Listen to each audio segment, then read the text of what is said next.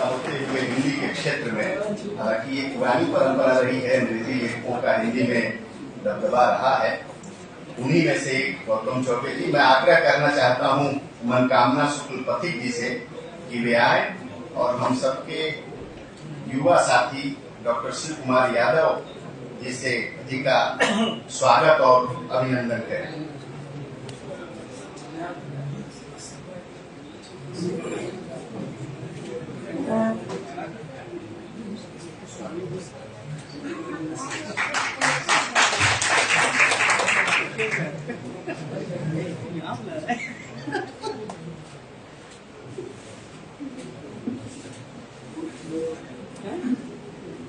मैं आमंत्रित करना चाहता हूं डॉक्टर विंध्याचल यादव जी से, वो कि आए और डॉक्टर बंशीधर उपाध्याय जी का स्वागत और गले बंशीधर उपाध्याय जी इसी गुरुकुल परंपरा के सदस्य हैं और हम सब के साथी हैं। लगातार अपनी साहित्यिक गतिविधियों से हम सबके बीच अपनी उपस्थिति दर्ज करते रहते हैं। स्वागत और सम्मान के अभिनंदन के कार्यक्रम के उपरांत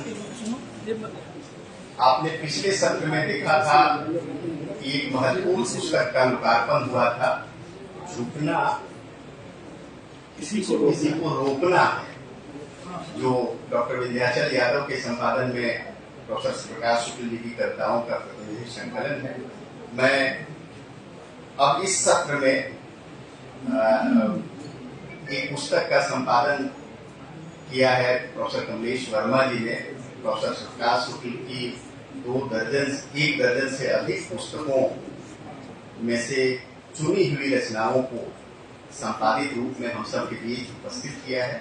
उसका विमोचन होना है। मैं विमोचन होने से पहले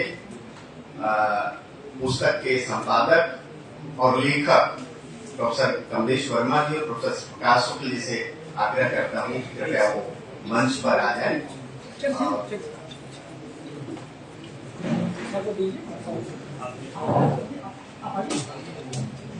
प्रकाश शुक्ल जी लगभग 2 दर्जन पुस्तकों के लेखक हैं और उनमें से एक पुस्तक में चयन करके संपादित करना इतना कठिन काम रहा होगा। कमलेश सर ही अपने वक्तव्य में कुछ इशारा कर पाएंगे, हम लोग तो केवल अनुमान लगाएंगे कि इस तरह की चुनौतियों से उनको गुजरना हुआ होगा। मैं आज यह दूसरी पुस्तक प्रकाश शुक्ल जी पर केंद्रित लोकार्पित हो रही है। पहले सत्र में डॉक्टर विंध्याचल यादव की पुस्तक का विमोचन हुआ। अभी प्रोफेसर कमलेश वर्मा जी का बहुत श्रमसार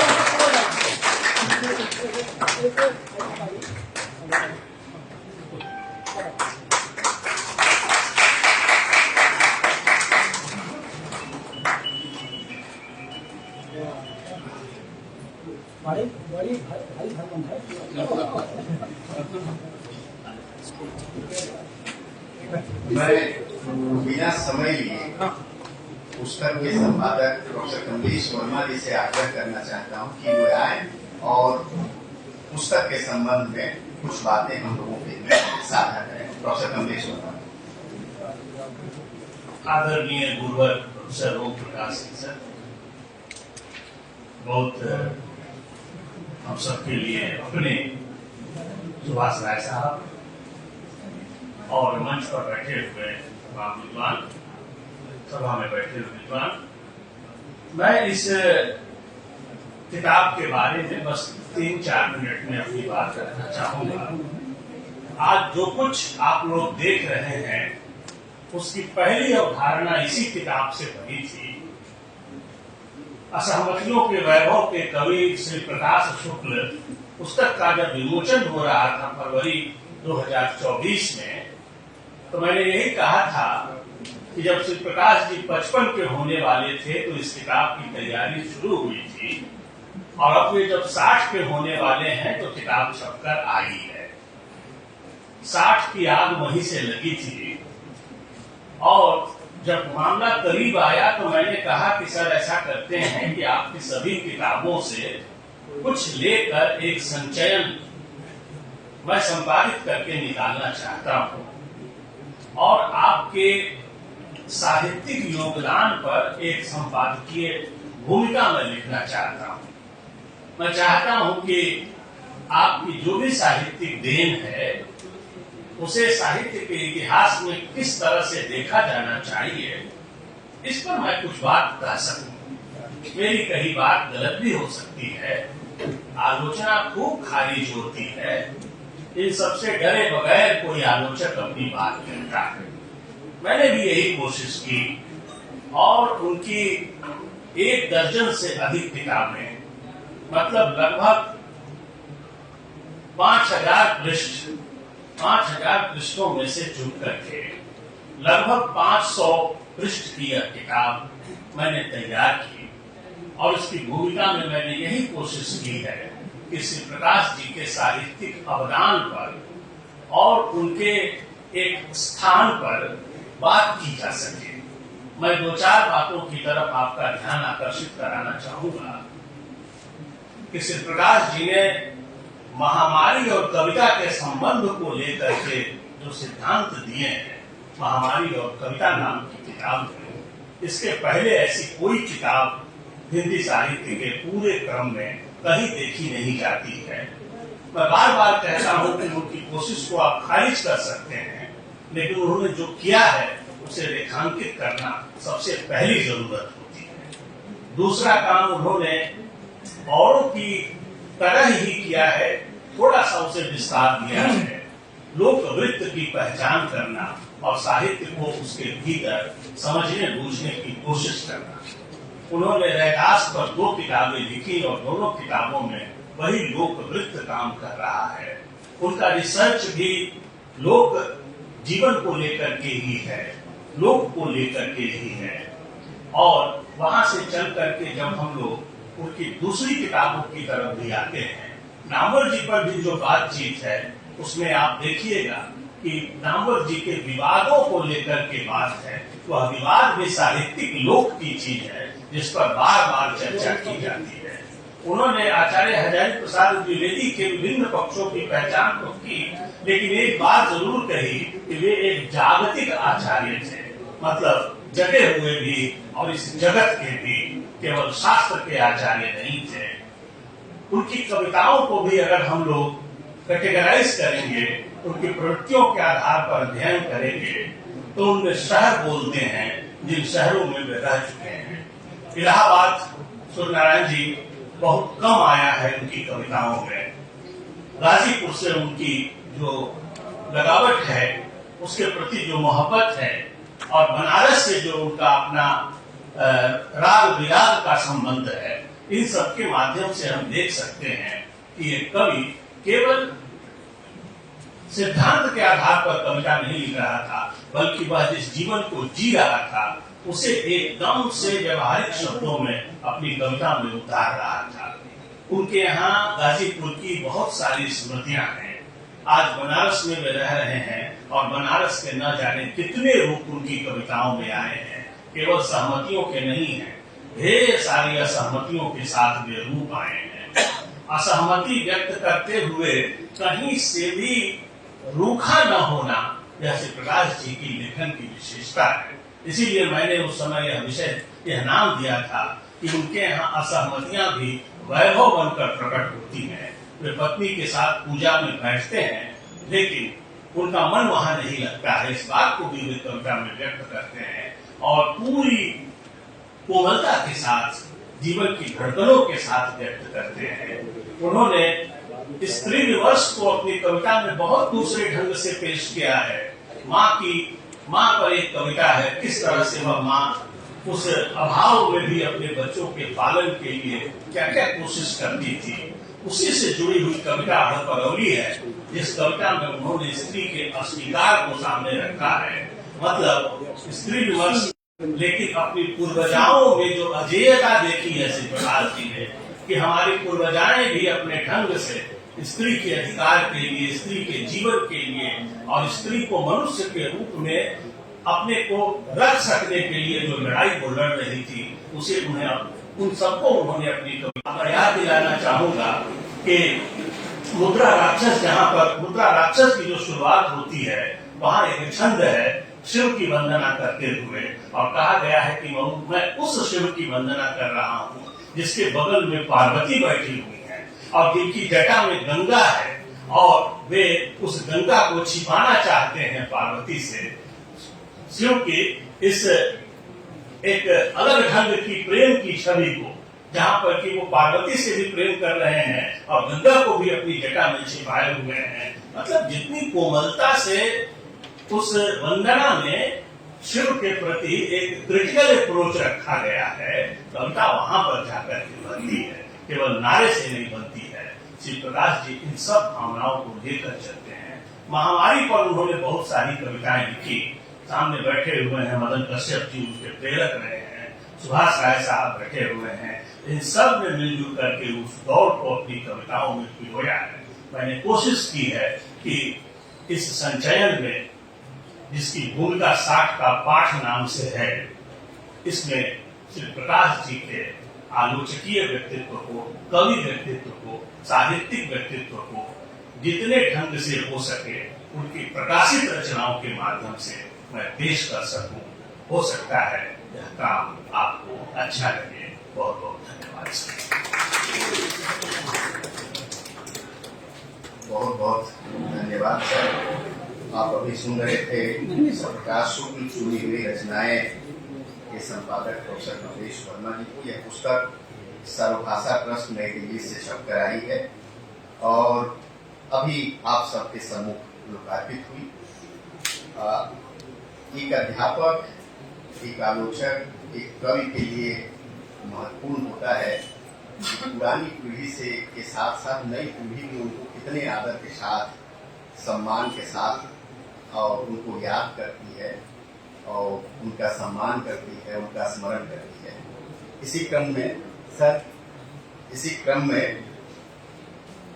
एमए प्रथम वर्ष के एक विद्यार्थी ने स्केच बनाया है प्रोफेसर प्रकाश जी का संबोधन, शैलेश विश्वकर्मा।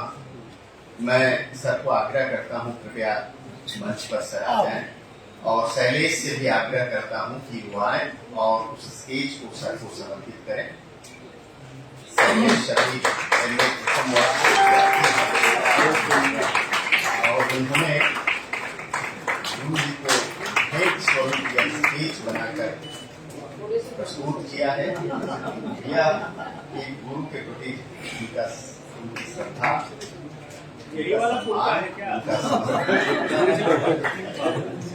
मैं सर को और शैलेश दोनों को इसके लिए बधाई और शुभकामनाएं देता हूँ। मित्रों,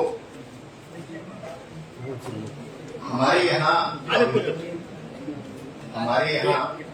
संवैधानिक रूप से अभिव्यक्ति की आजादी है, लेकिन बावजूद इसके सबसे बड़ा संकट विचार व्यक्त करने की, लिखित में हो, साहित्य में हो या व्यक्तिगत बातचीत में भी। कई बार कई ऐसे मौके आते हैं जिसमें अपनी बात को कहने के लिए रुक जाना होता है। हमारे साथ संकट खड़ा हो जाता है। वह संकट विभिन्न तरह का हो सकता है, कई उसके आयाम हो सकते हैं, लेकिन व्यक्ति के विवेक की पहचान उसी में होती है। उस संकट के बावजूद वह अपनी बात कैसे रख ले जाता है। आलोचना का विवेक भी यही कहता है, उस संकट के बावजूद रचना और समय समाज के संकटों पर अपनी व्यवस्थित बातचीत एक आलोचक अपनी रचना में करता है। प्रोफेसर प्रकाश शुक्ल हिंदी के महत्वपूर्ण कवि हैं और समय समय पर अपने दौर के, अपने समय की संकटों पर बातचीत अपनी आलोचना पुस्तक में करते हैं। लगभग आधा दर्जन 6 पुस्तकें उनकी आलोचना से संबंधित प्रकाशित हैं। शाकुंतरी हिंदी कविता में लोक सौंदर्य से लेकर भक्ति का लोकवृत्त और विलास की कविताएं हैं। समय समय पर जहां जहां जिस समय जैसा उनको उचित लगा, अपने दौर के जिन संकटों पर बातचीत करना मुनासिब लगा, उन्होंने अपनी रचनाओं में इसे व्यक्त किया है, जिसका संकलन चुनिंदा संकलन कमलेश जी ने अपनी पुस्तक में किया है। इस सत्र में इसी विषय पर बात होनी है और हमारे वरिष्ठ वक्ता, विद्वान वक्ता मंचस्थ हैं। मैं ज्यादा समय न लेते हुए सीधे अपने वक्ताओं की तरफ जाना पसंद करूंगा और मैं आग्रह करना चाहता हूं डॉक्टर शिव कुमार यादव जी से कि वे आए और विचार का संकट और आलोचना का विवेक से संबंधित अपनी बात हम सबके बीच साझा करें। डॉक्टर शिव कुमार यादव जी।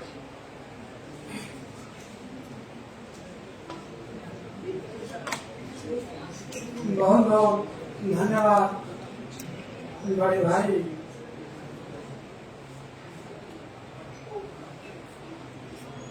मंच पर उपस्थित गुरुवर ओम प्रकाश सिंह सर, माधुरी सर, सुभाष खाई सर, बड़े भाई बंशीधर, बड़े भाई महेंद्र सर और आप सब मित्रों, सबसे पहले गुरुवर को बहुत बहुत बधाई, बहुत बहुत शुभकामनाएं।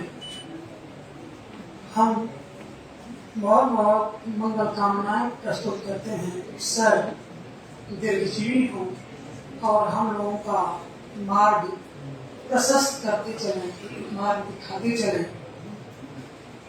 पहले सत्र में आपने तमाम सर के व्यक्तित्व को लेकर आपने बातें सुनी। 2:05 हो रहा है, 2:20 पर मैं अभी बात खत्म कर दूंगा, 15 मिनट ले लूंगा, उससे कम तो बात नहीं हो पाएगी। तो है, मैं तो सोच रहा था कि अपना सुना भी मनन सर को दे दूं, जिस ढंग से वे बोल रहे थे, जितनी गंभीरता और जिस ऊंचाई से बोल रहे थे, तो खैर वो संभव नहीं है। फिर ज्यादातर अपने विद्वान वक्ताओं को सुनने का मन है, इसलिए कम ही बोलूंगा। मित्रों, एक समय था जब मुंशी प्रेमचंद ने राष्ट्रवाद परिभाषित किया और लिखा कि खून का आखिरी कतरा जो देश की हिफाजत के लिए गिरे, दुनिया का सबसे अनमोल रतन है।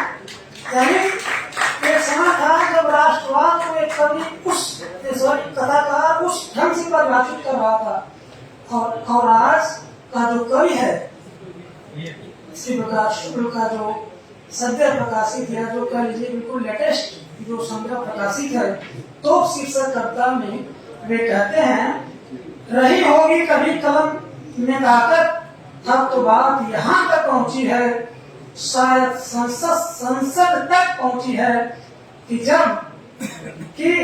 जब हो कलम मुकाबिल, तब यह तो कि निकलने का समय है।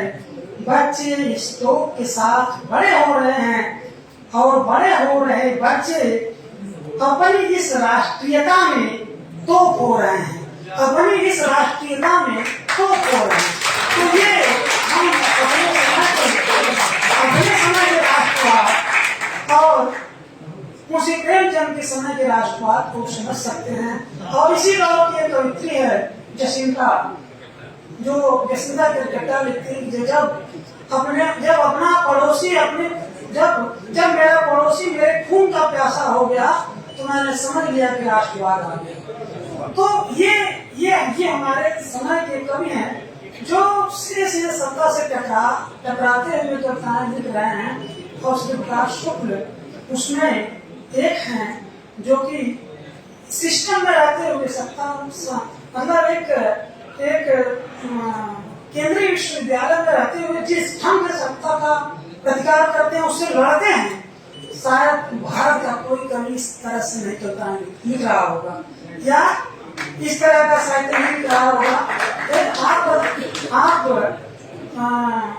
उनकी कविताओं को जब आप पढ़ेंगे तो आपको पता चलेगा कि एक तरफ उनकी कविताओं में भारत की सांस्कृतिक परंपरा है, दूसरी तरफ बुद्ध की पुनर्नवता है, कबीर की तलहटा तो है ही, रयास की मानवता भी है।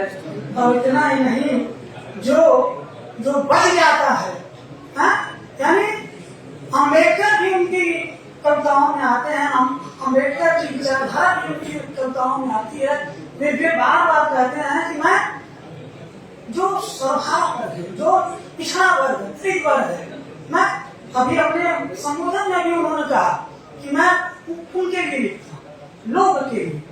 तो इन तमाम चीजों के कवि हैं श्री प्रकाश शुक्ल। और एक इस संग्रह पर नहीं, अपनी कुछ स्थापनाएं हैं जिसको लेकर मैं बात करूंगा। इधर उधर भटकने से अच्छा है कि सीधी अपनी स्थापनाओं पर बात करिए, और वह आलोचक है क्या जो स्थापनाएं न दे।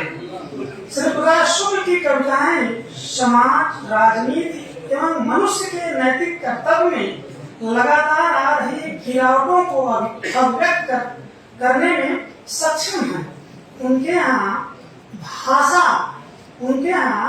भाषा बिल्कुल देशज आवरण, देशीयता का आवरण ओढ़े हुए आती हैं, और वे बहुत कम शब्दों में बहुत बड़ी बड़ी बातें कह देती हैं।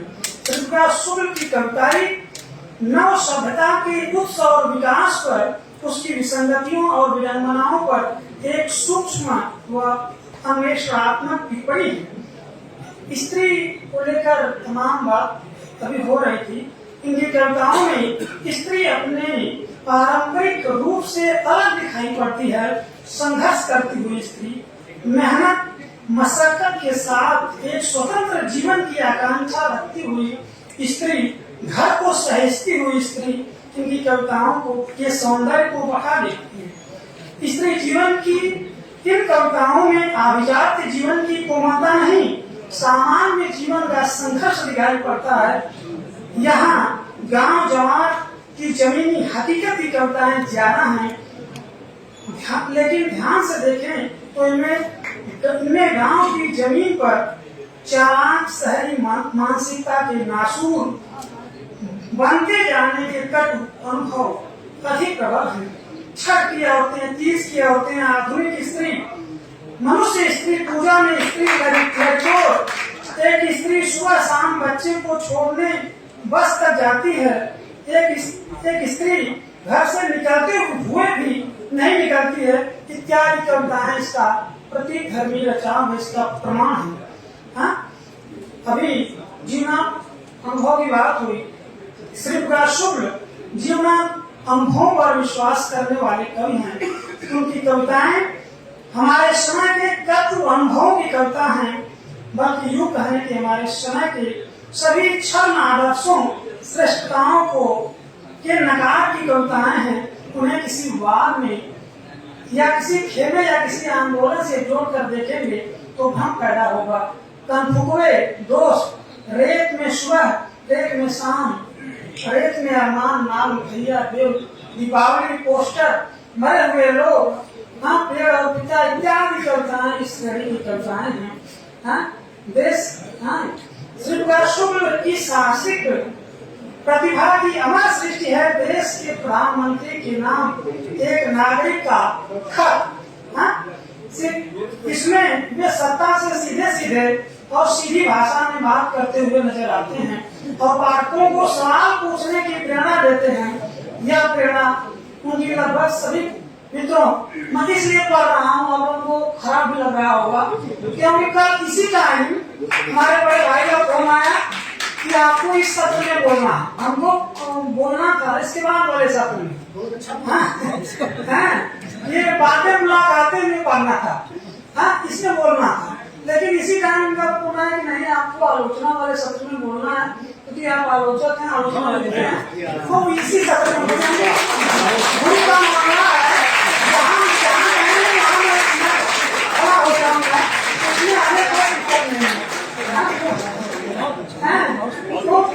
इसलिए मैं जो लिखा हूँ, जो मेरी स्थापना है, उससे ही बता रहा हूँ। इसमें सत्ता से सीधे सीधे सीधी भाषा में बात करते हुए नजर आते हैं और पाठकों को सवाल पूछने की प्रेरणा देते हैं। यह प्रेरणा लगभग उनकी सभी कविताओं में विद्यमान है। आज के ज्यादातर साहित्यकार सत्ता के साथ दोहरे मानदंड अपना रहे हैं। एक तरफ असहिष्णुता के नाम पर अपने पुरस्कार लौटा रहे हैं, दूसरी ओर उन्हें ग्रहण कर रहे हैं। तो और इस तरह की तमाम बातें हम श्री प्रकाश शुक्ल के यहाँ देखते हैं तो नागार्जुन की विवेकवंतियां सहज ही याद आने लगती हैं जब वो लिखते हैं कि इंदू जी क्या हुआ आपको, सत्ता के मुंह में भूल गई बाप को। तो इस तरह श्री प्रकाश शुक्ल मतलब अभी आंतरिक अर्थों में नहीं, अपने बाहरी अर्थों में भी घोर राजनीतिक कवि के रूप में हमारे सामने आते हैं।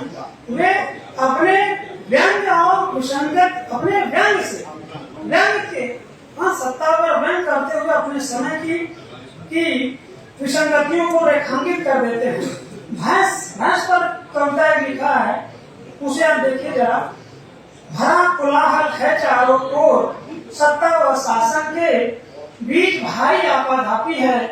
देश एक भयानक खतरे से गुजर रहा है, रास्ता बंद है और भैंस है कि धंस कर बैठी है, कांटेदार जबड़ों को खिलाती हुई। ये जो कांटेदार जबड़े हैं ये बार बार आपको कभी गाजीपुर बॉर्डर पर दिख जाएंगे, कहीं अन्य जगहों पर भी दिख जाएंगे। सत्ता के कांटेदार, सत्ता के जो सिपह सालार हैं वे बार बार जनता को रोकने का प्रयत्न करते हैं, लेकिन कविता है, जनता है, कवि है, ये उनके वश में नहीं है। वे जहाँ चाहते हैं वहाँ पहुँच जाते हैं। श्री प्रकाश शुक्ल घोर स्थानीयता के कवि हैं। श्री प्रकाश शुक्ल घोर स्थानीयता के कवि हैं। स्थानीयता उनकी कविताओं में धड़कन की तरह विद्यमान है। यही चीज है जहाँ कवि की संवेदना को दाना पानी मिलता रहता है। कवि अपने परिवेश और आसपास के संसार से गहरी रागात्मकता के साथ जुड़ा हुआ है।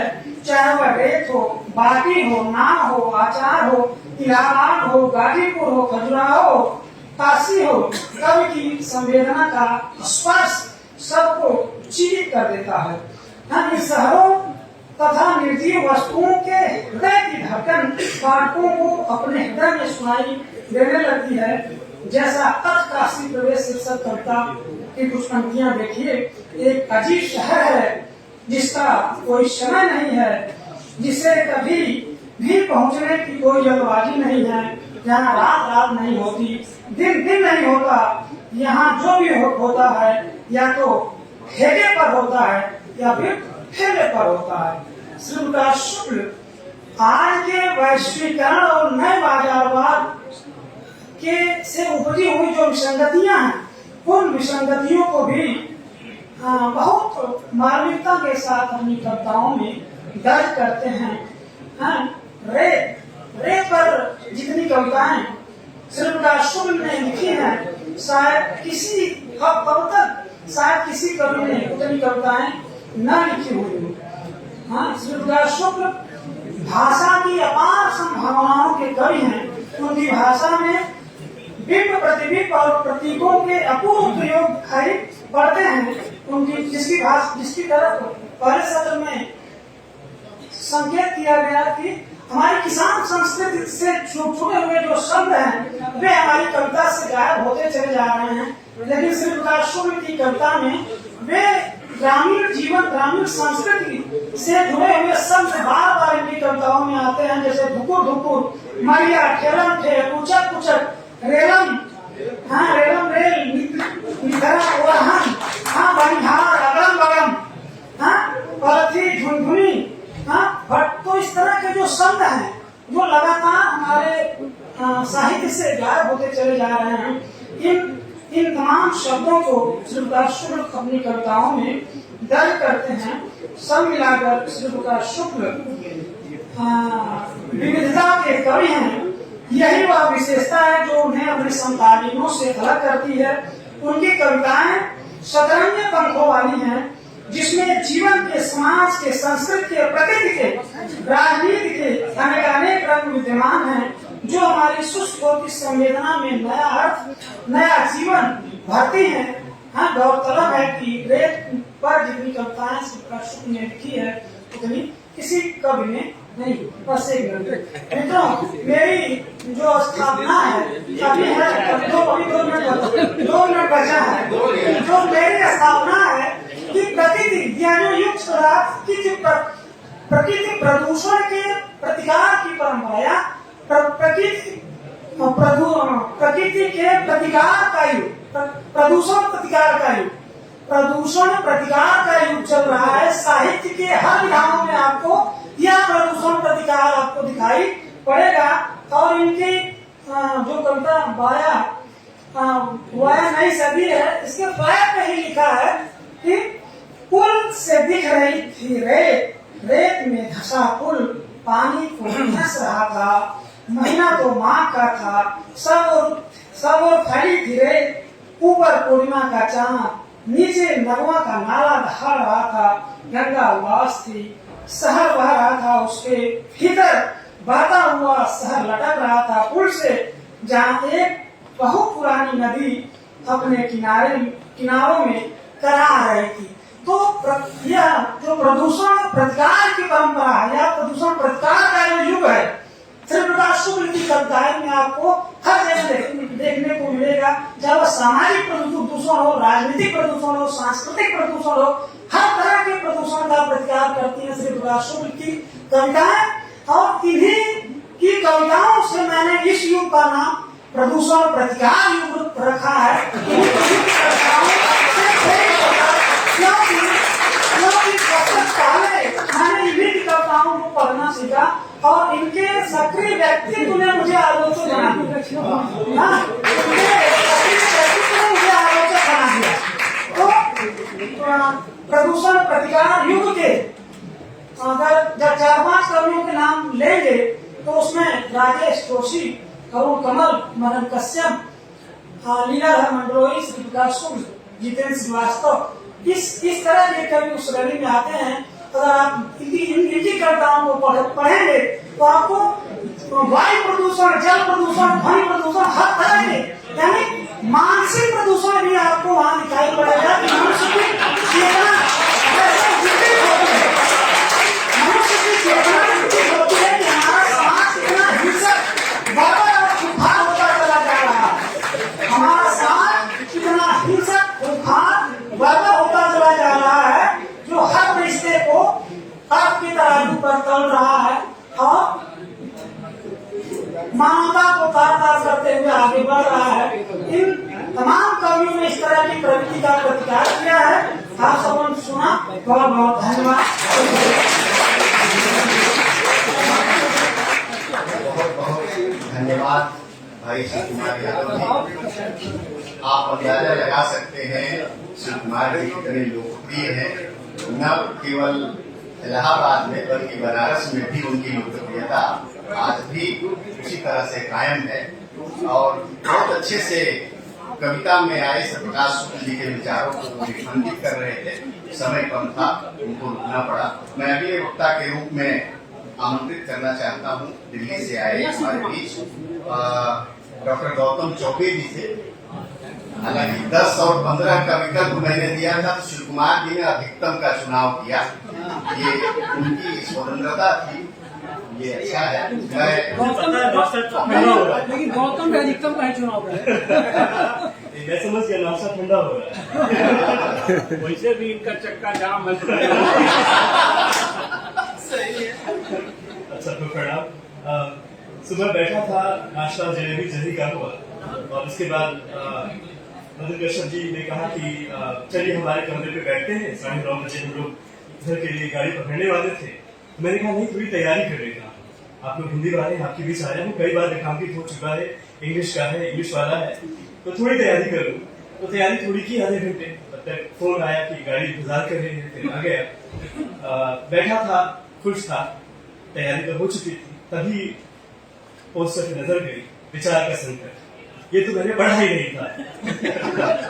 मुझे लगा कि किताब लोकार्पित होगी और किताब पे चर्चा होगी और तैयारी मेरी उस हिसाब से थी। लेकिन जब विचार का संकट आ गया तो फिर संकट की घड़ी में मैंने E.M. फॉस्टर्स को याद किया। E.M. फॉस्टर्स अंग्रेजी की क्लास भी लेते थे, नॉवेलिस्ट भी थे और वो कहते थे अपने स्टूडेंट्स को ओनली कनेक्ट, सिर्फ कनेक्शन जोड़ दो, कोई भी विचार हो कहीं से विचार हो, बस कनेक्शन जो है सही ढंग से जोड़ दो। तो ओनली कनेक्ट नाम लेके मैंने और इस मंत्र को याद करके मैंने जो सोचा था कहने के लिए और जो थोड़ा बहुत और जोड़ूंगा उसमें, उसको कनेक्ट करके मैं कुछ कहने की कोशिश कर रहा हूँ। सर की किताब जो पहली किताब मैंने पढ़ी थी वह है नई सदी, और चूंकि ओनली कनेक्ट का मामला आ चुका है तो मैं शुरुआत आशीष नंदी की किताब से करूंगा, जिसका शीर्षक था an ambiguous journey towards the city, शहर की तरफ एक अस्पष्ट यात्रा। अगर उस किताब को हिंदी में उसका रूपांतरण होता, शीर्षक था, तो शायद उसका रूपांतरण बिल्कुल यही होता, वाया नई सदी। नई सदी में जो बड़ी चुनौतियां आ रही थी इस सदी की, खासकर जो शहर की तरफ लोग आ रहे हैं और गांव छूटते जा रहा है, और जो स्पेस का हमारा सेंस है, जो शहर का हमारा सेंस है, जो गांव का हमारा सेंस है, इस पृष्ठभूमि से हम आए हैं, उसको संभालना बड़ा मुश्किल होते जा रहा है। मैं कुछ दिनों पहले एक उपन्यासकार से बात कर रहा था, उनकी 2 किताबें मुझे बहुत पसंद आई थी। एक किताब का शीर्षक था इंस्पेक्ट ऑफ कोल डस्ट, कोयले की धूल के एक कण, और दूसरा किताब उनका था ऑनक्लेव। पहला किताब 1960-70 के दशक के झारखंड पे था, कोल फील्ड में वो रह चुके थे, उनके पिताजी वहां मैनेजर थे, उस दौर को समेटता वो किताब था। और दूसरा किताब 21वीं सदी की मुंबई के ऊपर। तो मैंने उनसे कहा कि ये बताइए कि पहला किताब तो आपका बड़ा अच्छा है, मैं भी झारखंड से आता हूँ, मुझे भी बड़ा समझ आया, तारीफ भी काफी हुई। दूसरी किताब को लेकर थोड़े से लोग एम्बिगुअस हो रहे हैं, और ऐसा क्यों है कि कंटेम्परेरी इंग्लिश लिटरेचर में गांव जो है वो गायब होता जाता है। अगर ग्रामीण पृष्ठभूमि से जुड़ी कोई कहानी आप लिखते हैं और अंग्रेजी में छपने वाली पेंगुइन या हाथों से छपने वाली नई किताबों को आप देखते हैं, तो लगभग न के बराबर गांव एक एक्सोटिक बैकड्रॉप कह सकते हैं, पृष्ठभूमि है, एक्सोटिक है, उसके अलावा गांव बिल्कुल दर्ज ही नहीं। तो उन्होंने कहा कि जो हम पहले लोग थे जिन्होंने पहली बार शहर की तरफ रुख किया, वो 60-70 में जन्मे थे, 80 में जन्मे थे, उनके बच्चे जो अब लिख रहे हैं उन्होंने तो गांव देखा ही नहीं है। तो एक जो लिटरेरी कल्चर है, उससे गांव बिल्कुल गायब सा होता है। और गांव की कहानी आप कहना चाहें अंग्रेजी में तो कह नहीं पाएंगे, कह इसलिए नहीं पाएंगे कि कोई बड़ा प्रकाशक आपको उस कहानी के साथ स्वीकार नहीं करेगा। उस केस में अनुवाद भी जरिया होता है, जो पुल बनाते हैं, पुलिया प्रसंग अनुवाद से ही संभव है। तो अनुवाद पे मैं नहीं बोलूंगा, मैं बोलूंगा कि किस तरह से सर की कृतियों में जिन जगहों से वो जुड़े हैं वो सारी जगह दर्ज हैं, जिसको कमलेश जी ने भी रेखांकित किया है अपने इंट्रोडक्शन में, कि उनकी कविताओं को 3 हिस्सों में बांटते हैं। एक इलाहाबाद के दौर का, जिसे वो कहते हैं विस्मृत इलाहाबाद।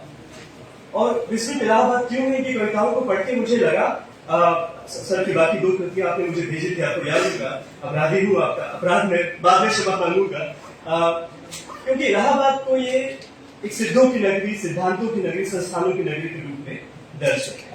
और आज लोकार्पित होगी अगले सत्र में किताब संस्मरणों का, उसमें एक संस्मरण है जिसका शीर्षक है, प्रभाकर सिंह ने लिखा है, इलाहाबादी रिश्ते का बनारसी रंग।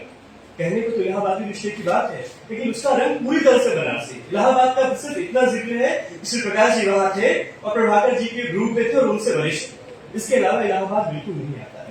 कि क्यों आता है, नहीं आता है, या इलाहाबाद से इनकी दूरी क्यों बनी, इनकी रचना करने की कविताओं में, इस स्पेकुलेशन का विषय कुछ मैं भी स्पेकुलेट करूंगा इससे। दूसरा है गाजीपुर, और गाजीपुर जो स्मृत गाजीपुर जिसको आप कहते हैं, और गाजीपुर एक कविता है जिसका शीर्षक है गाजीपुर, और एक कविता है जिसका शीर्षक है अलविदा गाजीपुर।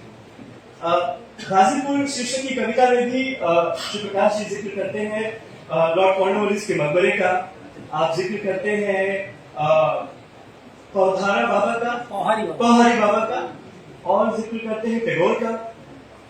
अलविदा गाजीपुर में भी आप इन्हीं चीजों का जिक्र करते हैं। तो गाजीपुर, और आप कहते हैं कि गाजीपुर एक मुसाफिर खाने जैसा था, जहां लोग आते हैं और घर बसाए जाते हैं। आपने भी वहां घर बसाया, और आपको वो घर सा लगा, वो मुसाफिर खाना नहीं लगा।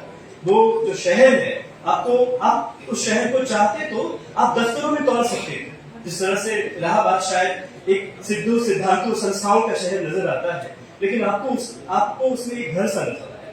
और ऐसी कोई बात बनारस में भी थी। बनारस में भी जो हड़बड़ी नहीं है, आप कहते हैं किसी कविता में, किसी को कहीं जाने की कोई हड़बड़ी नहीं है। तो एक गांव की छाप इन्हें जहां जहां नजर आई, जिन शहरों में नजर आई, वो शहर इनके अपने होते गए, उनकी स्मृति में दाखिल होते गए, उनके बारे में लिखते गए। लेकिन सवाल ये उठता है कि हम जिस पृष्ठभूमि से आए, जिस शहर से आए, जिस गांव से आए हैं, उसको सही तरीके से कैसे संजोए अपने साहित्य में। इसका एक बड़ा क्लासिक उदाहरण है, और मैं क्लास में जब भी अंग्रेजी की क्लास में जब भी स्पेस के बारे में बात करता हूँ तो मैं उदाहरण देता हूँ। एक अमेरिकन फिल्म मेकर है वुडी एलन। वुडी एलन उपन्यास में लिखते हैं, जैज म्यूजिक बजाते हैं, बड़े अव्वल फिल्म मेकर, 2-3 ऑस्कर भी मिला है। 9/11 जब अटैक हुआ था अमेरिका में, तो उसके बाद ऑस्कर्स में एक स्पेशल आयोजन हुआ था और उनको कहा गया था कि न्यूयॉर्क के बारे में आप कहें, क्योंकि हमला शहर पे हुआ था, शहर की अस्मिता पे हुआ था, शहर के जोश पे हुआ था। तो वुडी एलन से कहा गया था कि आप उसको इंट्रोड्यूस करें न्यूयॉर्क। इतना गहरा रिश्ता है उनका अपने शहर से। सारी रचना उनकी, सारी उपन्यास, सारी फिल्में बिल्कुल न्यूयॉर्क पर केंद्रित हुई। तो उनका एक फिल्म है मैनहट्टन, बड़ा प्रचलित सा फिल्म है, ऑस्कर भी शायद उसको मिला था। मैनहट्टन की शुरुआत में जो लेखक है वो अपने शहर को अपने शब्दों में पिरोने की कोशिश कर रहा है, और वो कई विफल कोशिशें करता है।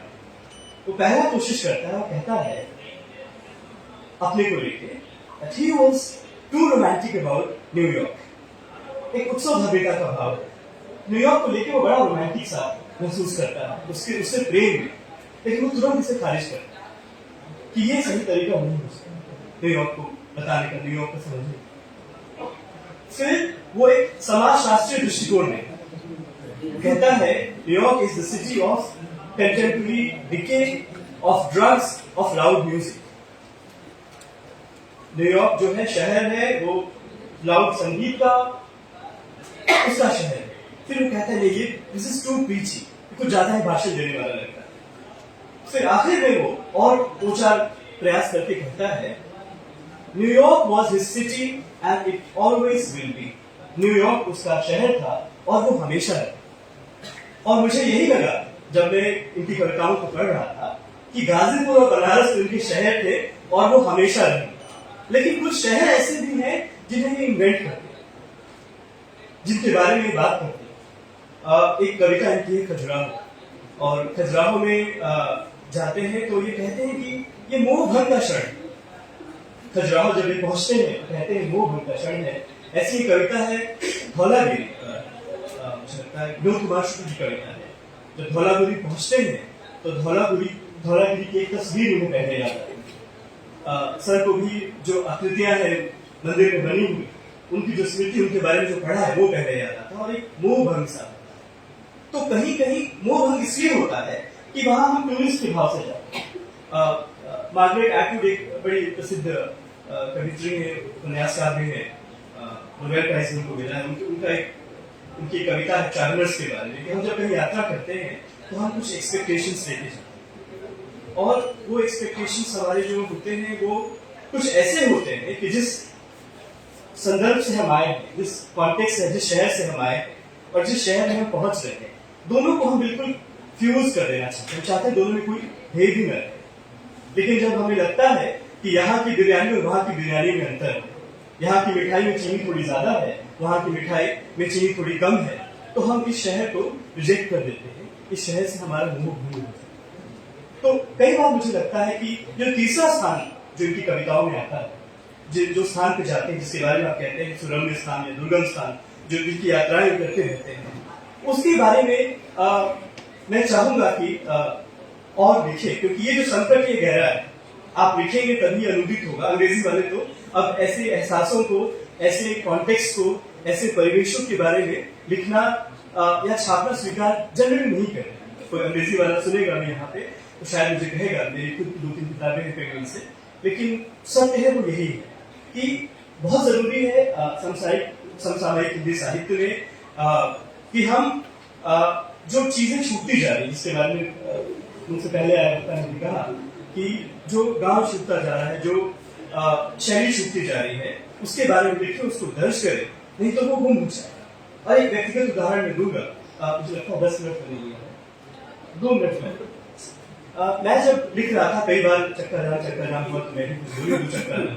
मैं जब लिख रहा था तो उस दौर को समझने के लिए मुझे ग्रियर्सन की किताब बिहार पेजेंट लाइफ की जरूरत थी, क्योंकि आप समझिए कोई जो ताड़ी उतारता है व्यक्ति और जो हंडिया लेके ताड़ी उतारता है और उसमें उस पूरी प्रक्रिया में वो रस्सी के 3 टुकड़ों का इस्तेमाल करता है। एक जो कमर के पास बंधी होती है, एक जिससे वो घड़ा लटका होता है और एक जो उसके एड़ी के पास है। तीनों के अलग अलग नाम है, तीनों को रस्सी नहीं थी।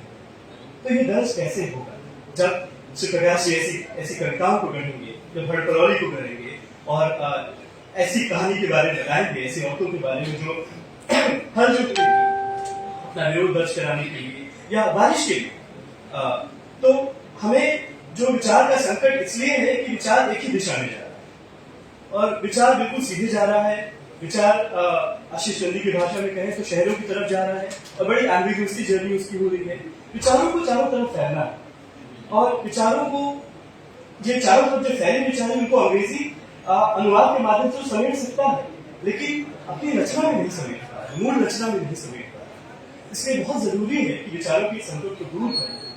भाषा साहित्य जो है वो बहुत समृद्ध, अलग अलग भाषाओं में जो चीजें दर्ज हो रही है, जो आपकी कविता में दर्ज होती है, जो तमाम कविताओं में, मदन जी की कविताओं में दर्ज होती है, ये चीजें दर्ज हो और ये किसी तरह से अंग्रेजी के पाठकों के पास जाए, तभी ये इस दौर में जो संकट हम देख रहे हैं इसे हम शायद थोड़ा बहुत बचा पाएंगे। एक उदाहरण से मैं बात बस खत्म करूंगा कि कैसे चीजें गायब हो रही है। मेरी पसंदीदा उपन्यासकार है, वो लेख की निबंध बड़ा अच्छा लिखती है, दलित निबंध से हिंदी में कहेंगे उस शैली में लिखती है। उसका नाम है सुमन राय। उनकी आर्टिकल आई इंडियन एक्सप्रेस में, उसका शीर्षक यही था, विषय ये था, शीर्षक कुछ और था, विषय ये था कि बॉलीवुड में जो नए गाने आ रहे थे उनमें मौसम कहाँ चला गया। मौसम को लेकर जो इतने गाने गढ़े जा रहे हैं, मौसम की तमाम अभिव्यक्तियां थी, उससे जुड़े जितनी सारी अनुभूतियां थी, एहसास थे, वो सारे दर्ज हो गए। आज हमारे संगीत से, आज हमारे गाने से मौसम कहाँ चला गया। पार्टी अभी बाकी है ये कहना काफी नहीं है। मौसम पे भी लौटना पड़ेगा, कविता पे लौटना पड़ेगा, भाषा साहित्य पे लौटना पड़ेगा। और मैं यही चाहूंगा, मन तो यह है कि 15 मिनट और बोलूं और एक अन्य विषय पे बोलूं। तो विषय है श्री प्रकाश जी और उनकी स्त्री, क्योंकि बहुत सारी कविताओं में इनके स्त्री चरित्र आते हैं, लेकिन मेरे ख्याल से बचा के रखूंगा मैं 70 के सच्चाई के लिए।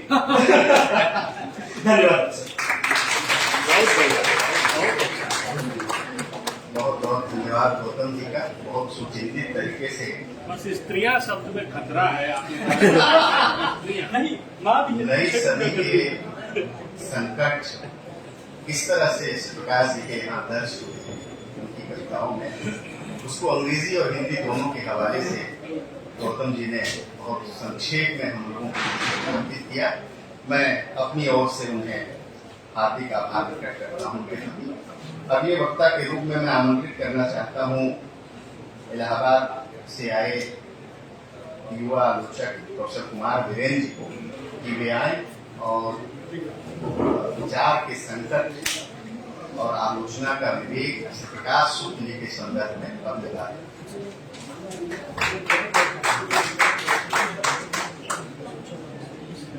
इस सत्र में मंच पर उपस्थित परम आदरणीय प्रोफेसर ओम प्रकाश सिंह जी, जन संदेश टाइम्स जैसे महत्वपूर्ण समाचार पत्र के संपादक, अच्छे कवि और आलोचक आदरणीय सुभाष राय जी,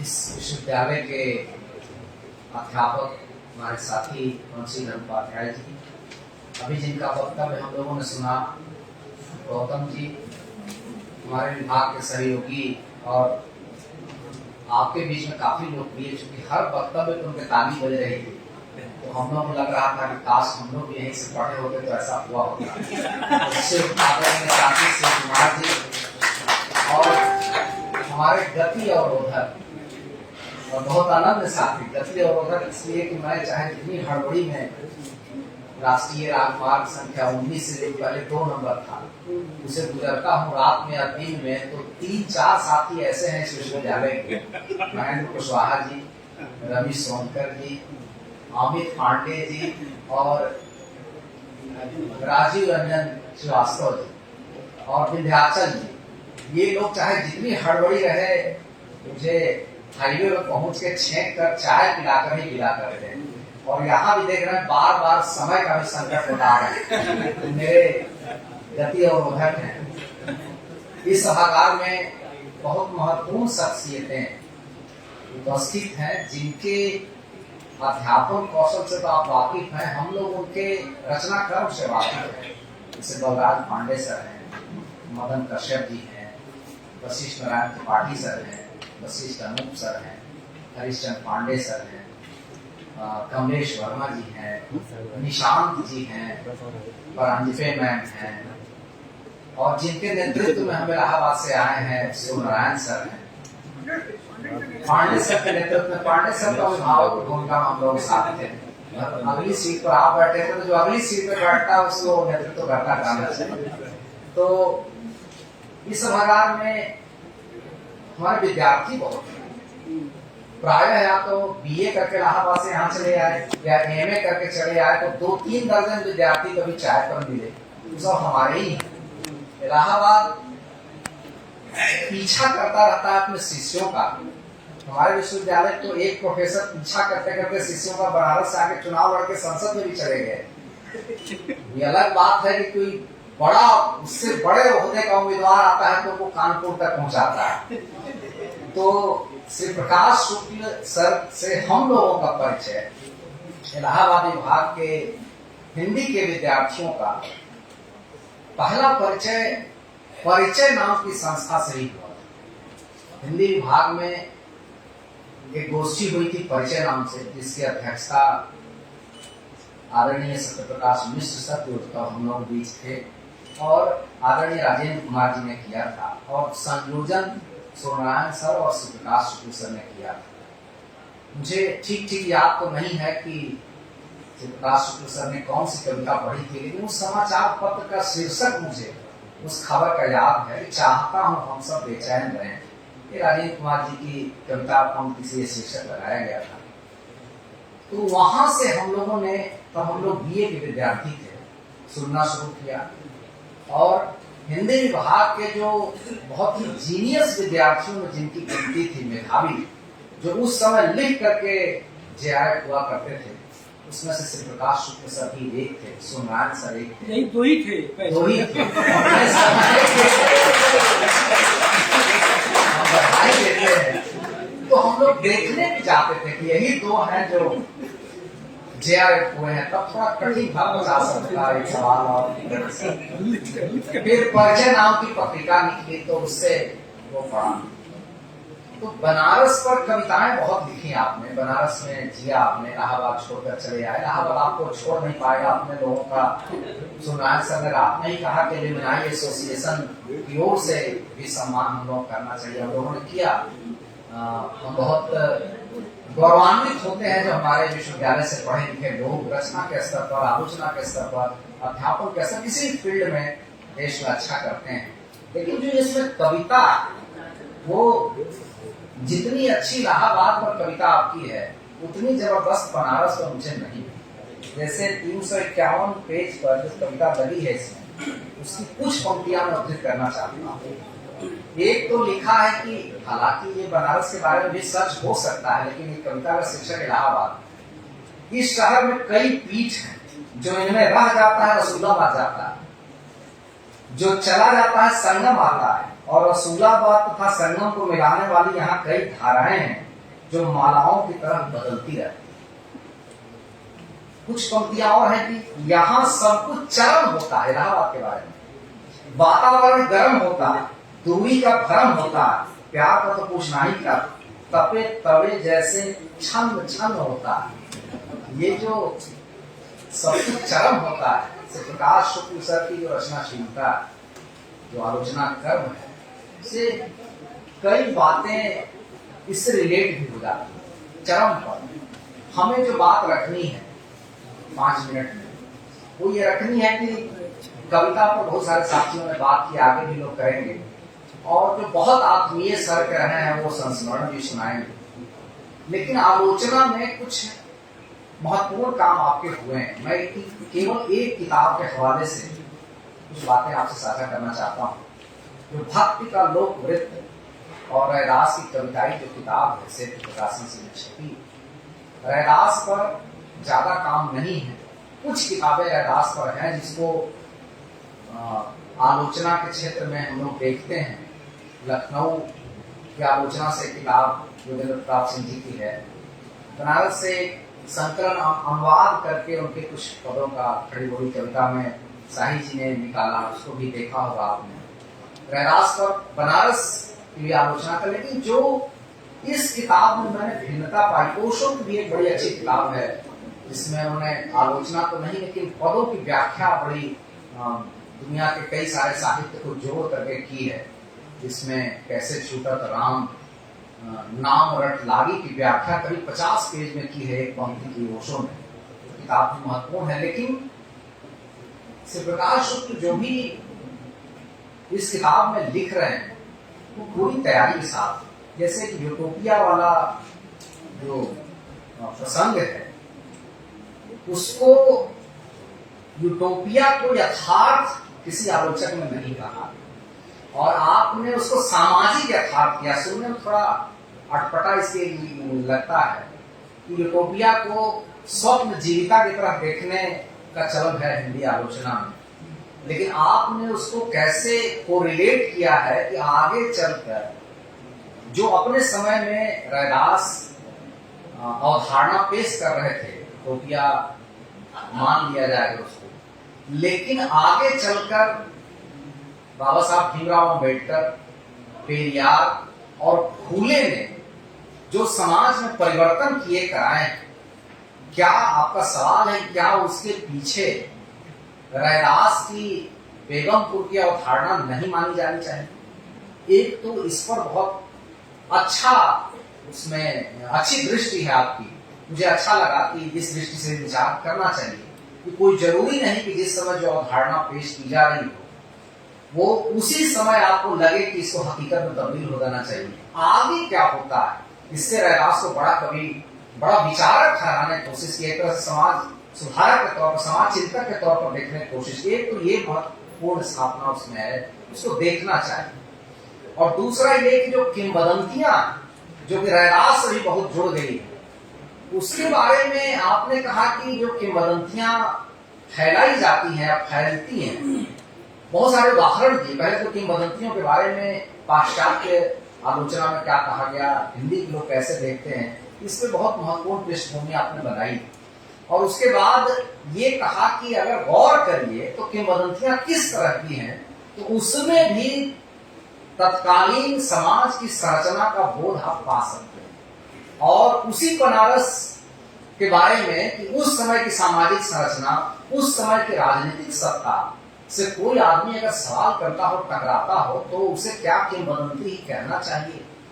तुलसीदास ने भी सवाल उठाया था, यहाँ महामारी फैली तो भाई अंदर का राजा ध्यान ही नहीं देता, ऊपर का राजा भी ध्यान नहीं दे रहा, लोग मछली की तरह उछल रहे हैं। रैदास के हवाले से आपने जो एक आदमी के जूते ठीक करने के बदले एक आदमी ने 1 रुपए का सिक्का दिया है और कहा कि जाके गंगा में डाल देना, और गंगा 1 रुपए का सिक्का पाके कंगन पेश करती है, वो आदमी बेचने की कोशिश करता है। उस पर गौर करिए कि जिस आदमी के पास नहीं है उसके हृदय की विशालता और इसके पास है उसके मन के भाव को इस ढंग से आपने व्याख्यायित किया कि मैं तो हतप्रभ था कि किंवदंतियों के बारे में हम लोग चमत्कार की ओर ज्यादा संकेत करने लगते हैं, तो ये चमत्कार, लेकिन आपने कहा कि नहीं, ये सामाजिक हकीकत है जिसको कहने का अंदाज ये रैदासी अंदाज है। तो रविदासिया धर्म पर आपने जो बात की है वो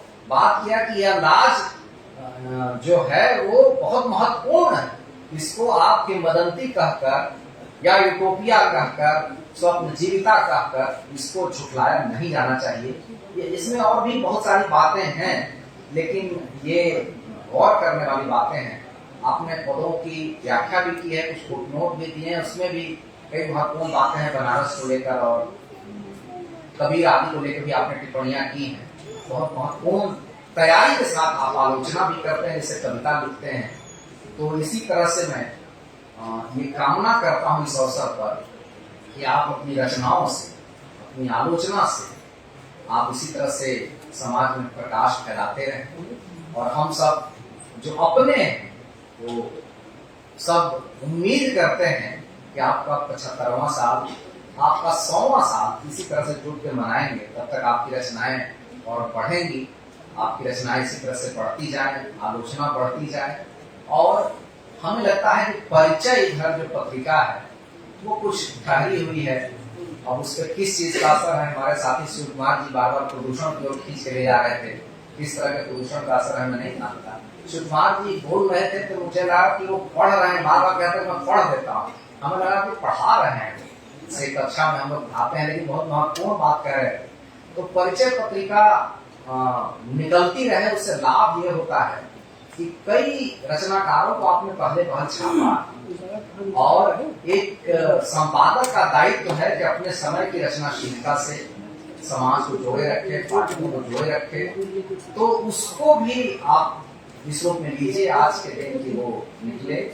मैं बहुत आभारी हूँ आयोजकों में अपने साथियों का कि बार बार जैसे कोई डॉक्टर मरीज को 3 बार दवा खाने की सलाह देता है सुबह दोपहर शाम, वैसे मुझे इधर 15 दिनों से सुबह आयोजकों में साथियों में महेंद्र जी का सुबह फोन आया कि आ रहे हैं कि नहीं, तो दोपहर में विंध्याचल जी का फोन आ रहा है कि आ रहे हैं कि नहीं, तो शाम को रविशंकर जी का फोन आया कि आ रहे हैं कि नहीं, और अंत में फिर से प्रकाश सर का फोन आता है कि आ रहे हैं कि नहीं। हम लोग गाड़ी में बैठ चुके थे तब भी सुनरायण सर को बार बार से प्रकाश सर का फोन आ रहा कि सच में आ रहे हैं। तो और रविशंकर जी का आया, फिर महेंद्र जी का आया, विंध्याचल जी का आया, हम लोग कह रहे थे हम लोग चल चुके हैं। इलाहाबाद पर इतना संशय पहले लेकिन हमारे यहाँ एक बार नहीं है। शिव कुमार के जाने के बाद शुरू हुआ। ये संशय क्यों हो रहा है, इस पर अलग से विचार आलोचक पर ही जाना है, भरोसा आलोचक पर ही जाना है। हमारे यहाँ एक बार नहीं है। इलाहाबाद को गर्व है। वैसे काशी विश्वविद्यालय के हिंदी विभाग में इलाहाबाद का ही दबदबा है, और हालांकि अब इलाहाबाद में भी काशी विश्वविद्यालय का दबदबा बढ़ा है, आवाजाही हो गई है और काफी लोग हैं। शिव कुमार अकेले बराबरी कर ले। तो ये बरकरार है, ये संबंध बरकरार है। जैसे प्रकाश सर ने उस कविता में कहा कि भाई दोनों धाराएं मिल जाती हैं। हमारे साथी प्रभात जी भी आ गए हैं, स्वागत है, बहुत बहुत धन्यवाद। और हम एक बार पुनः से प्रकाश सर के लिए मंगल कामना करते हैं। इसी तरह से सक्रिय रहें, इसी तरह से आलोचक बनाते रहे अपनी कविता के, और इसी तरह से विद्यार्थियों को प्रोत्साहित करते रहे। इलाहाबाद में ये कुछ कम है अपने विद्यार्थियों को प्रोत्साहित करने, और सुनान सर सहमत हैं। बनारस में ठीक है कि अपने विद्यार्थियों को बहुत प्रोत्साहित करते हैं। आपने बल्लाल पांडे सर की पोस्ट पढ़ी होगी, तो अपने विद्यार्थियों के लिए इतना ज्यादा लिख देते हैं कि कई बार लगता है कि काश बल्लाल पांडे सर यहाँ होते तो यहाँ इस तरह से 150-200 विद्यार्थियों को लिख चुके होते। तो हम बहुत आभारी हैं कि ये परंपरा गुरु शिष्य की बड़ी मजबूत है और ये बनी रहे। एक बार पुनः आप सबका धन्यवाद, बहुत आभार। बहुत बहुत धन्यवाद सर, आपके इस संक्षिप्त वक्तव्य के लिए। विचार के संकट में ही आलोचना के विवेक का निखार होता है। गाजीपुर और बनारस बार बार आ रहा था, इलाहाबाद को नजरअंदाज कर रहे थे, तो लोगों को कुमार वीरेंद्र जी ने दिखाया कि उनकी कविताओं में इलाहाबाद भी मजबूती से उपस्थित है, और उनकी पुस्तक के बहाने आलोचना, अपने समय की आलोचना के जिन संकटों पर से प्रकाश जी ने बात की है उसको रेखांकित किया। मैं अगले वक्ता के रूप में मंचस्थ जनसंदेश टाइम्स के संपादक सुभाष राय जी से आग्रह करता हूँ कि वे आए और अपनी बात।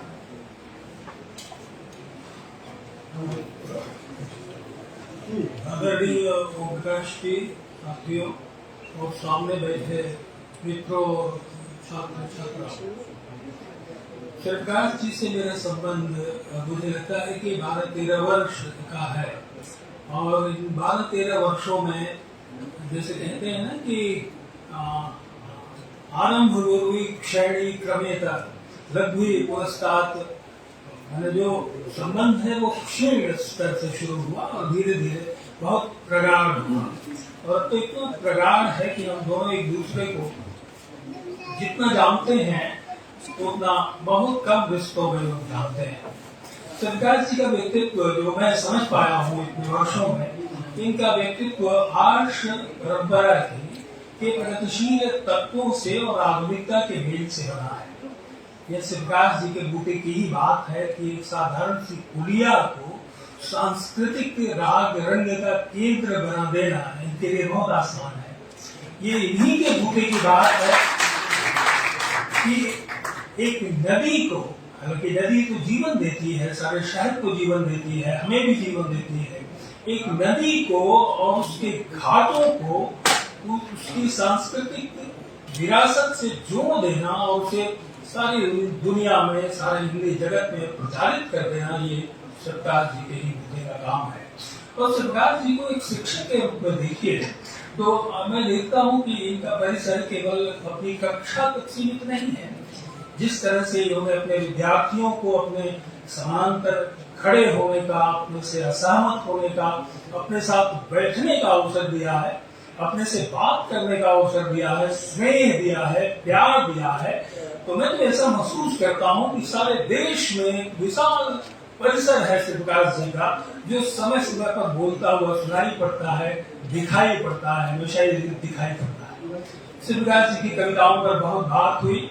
मुझे पक्का महाल की याद आती है।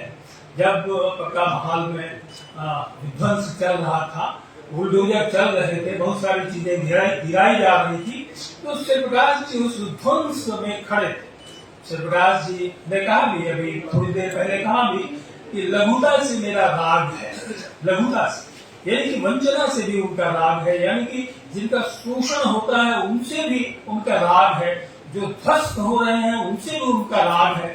तो वे रेत में खड़े होकर या ध्वंस में खड़े होकर उसको साक्षात देखने, महसूस करने की कोशिश करते हैं। इनकी वो कविता मैंने छापी थी जब संदेश टाइम्स में, और मुझे याद आता है कि उस कविता को लेकर बहुत सारी प्रतिक्रियाएं हुई थी। एक कविता की इनकी पत्तियां हैं कि जो शहर नहीं बदल सका वो नाम बदल रहा। ये कौन लोग हैं? आखिर कौन लोग हैं जो शहर को नहीं बदल पाते, लोगों का जीवन को नहीं बदल पाते, लोगों के जीवन में विकास की लौ तो नहीं जगा पाते, लेकिन उनके जीवन को निराशा में ढकेलते हैं, उनके जीवन को क्षण की ओर ढकेलते हैं, उनको परेशानियों में डालते हैं। ये कौन लोग? मुझे लगता है कि यही लोग हैं जिनके कारण विचारों का संकट है।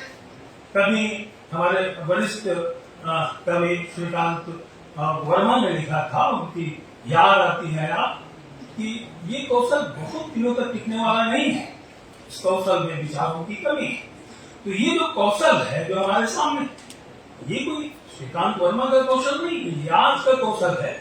जो कौशल हमारे सामने है, जिसकी कई क्षौणी सेनाएं अपने निहत्थी जनता से लड़ रही हैं, संघर्ष कर रही हैं, उन्हें परास्त करने की कोशिश कर रही हैं, उन्हें वंचित करने की कोशिश कर रही हैं।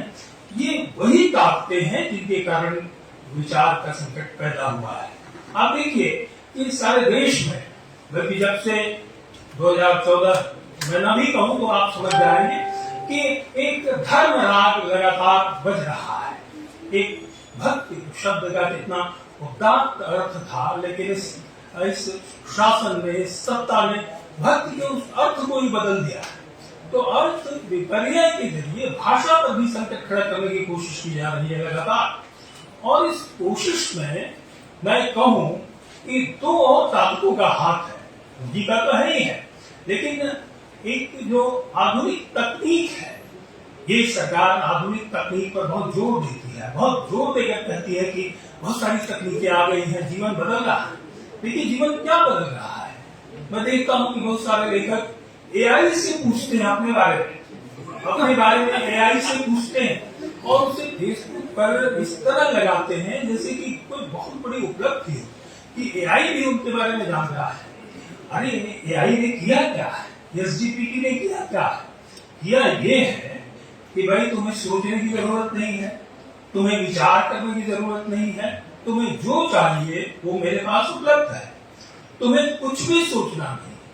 तो विचार का सबसे ज्यादा संकट जो पैदा करने वाली बातें हैं वो यही है।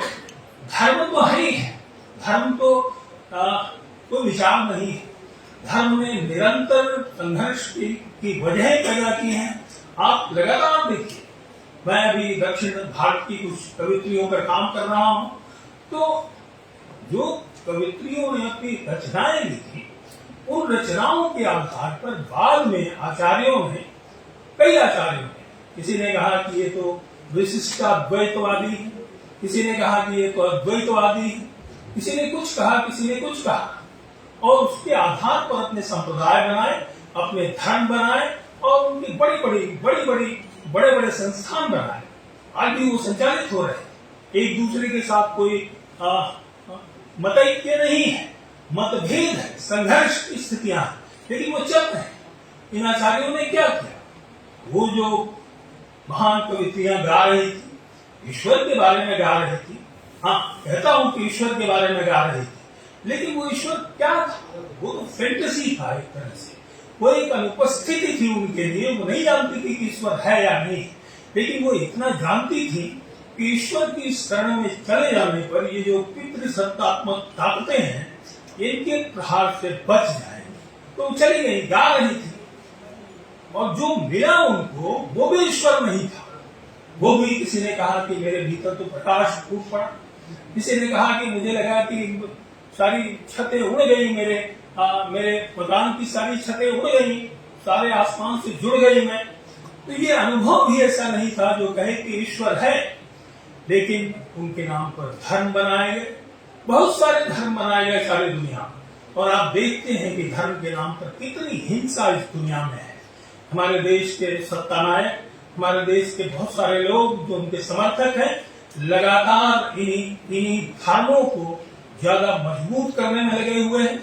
और ये बड़ी आश्चर्य की बात है कि आप कहते हैं कि हमारा एक संविधान है, हम संविधान से देश को चलाते हैं और संविधान के नाते ही उसी के हिसाब से काम करते हैं, लेकिन आप धर्म के नाम पर ही एक संप्रदाय के साथ विद्वेष की भावना से काम करते हैं, विद्वेष रखते हैं। तो ये धर्म जो है वो मनुष्यता को नष्ट करने वाली चीज है। धर्म जो है मनुष्य में भेद करने वाली चीज है। और ये आज की सत्ता धर्म और आधुनिक तकनीक की जो साठगांठ है, मैं कहूंगा कि विचार के संकट के लिए बहुत बड़ी जिम्मेदार है। मदन भाई की एक कविता है, मुझे अभी पूरी याद नहीं आ रही है, लेकिन उसमें है कि जो होते हैं वो तो होने का संघर्ष करते हैं। सबसे सारी दुनिया का संचालन तो उनके हाथ में है जो होते नहीं ईश्वर की तरह। सबसे ज्यादा धमक उन्हीं की होती है। आप देखिए कि इस कविता को पढ़ते हुए मुझे याद आता है काफ्का का कौशल।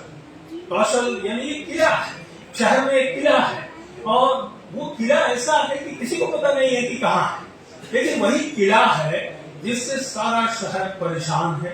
सारे शहर के दुख का कारण वही किला है, और जो प्रतिरोध करना चाहता है उसे पता ही नहीं चलता कि कहाँ जाएं, कहाँ विरोध करें। बिल्कुल मदन कश्यप जी की कविता की तरह, उसी ईश्वर की तरह उनकी ट्रायल, दूसरा उपन्यास जो उनका है ट्रायल, उसको आप पढ़ी। आज की स्थिति जैसी है, बिल्कुल बहुत वर्षों पहले उन्होंने, एक आदमी है कि भाई उस पर कोई मुकदमा चल जाता है, मुकदमा चलता है तो कोई नियम होता है कि आप बताएं कि कारण क्या है, मुकदमा क्यों चला, चार्जशीट क्यों लगाई गई, लेकिन उस आदमी को बताया नहीं जाता, उसे घुमाया जाता है, दौड़ाया जाता है, पूछताछ की जाती है। ये ट्रायल लगातार चलता रहता है, और तब तक चलता रहता है जब तक उसकी मौत नहीं हो जाती। क्या आपके देश में ऐसी स्थिति नहीं है? क्या बहुत सारे लोग बिना किसी आरोप के गिरफ्तार नहीं किए जा रहे हैं? क्या उन्हें जेलों में नहीं डाला जा रहा? क्या उन्हें मारा नहीं जा रहा? तो ये सारी स्थितियां हमारे लिए डर पैदा कर रही है, और डर की स्थिति में आदमी सोच नहीं सकता, आदमी की समझदारी नष्ट हो जाती है, संघर्ष की भी कोई दिशा वो तय नहीं कर सकता, एक भ्रम की स्थिति पैदा हो जाती है। तो ऐसी स्थिति आज पूरे देश में बनी हुई है। मुझे लगता है आलोचना भी इस विभ्रम का कहीं न कहीं शिकार है। मैं कहूंगा कि जब भी कठिन समय आता है तो कठिन समय में कुछ बड़ी रचनाएं सामने आती हैं। सरकार जी ने जब कोरोना का समय था तो एक नई अवधारणा दी थी पोरोजीवी कविता के बारे में। रविदास की कविता जो की नई किताब आई है उसमें विस्तार से उस पर बात की गई है। तो एक बड़ा काम किया गया।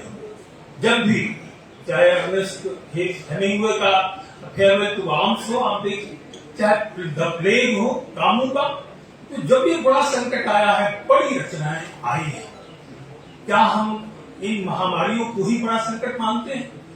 क्या जिस तरह की शासन व्यवस्था है, जिस तरह का रिप्रेशन है, जिस तरह का धार्मिक उन्माद है, अभी युद्ध को लेकर देखिए कि युद्ध को लेकर 2 लड़कियां प्रेस ब्रीफिंग कर रही हैं, कितनी सुंदर ब्रीफिंग कर रही हैं, कितनी सुंदर है, कितनी बहादुर लड़कियां हैं, लेकिन उनको लेकर भी हिंदू मुसलमान की बात की जा रही है, गालियां दी जा रही है।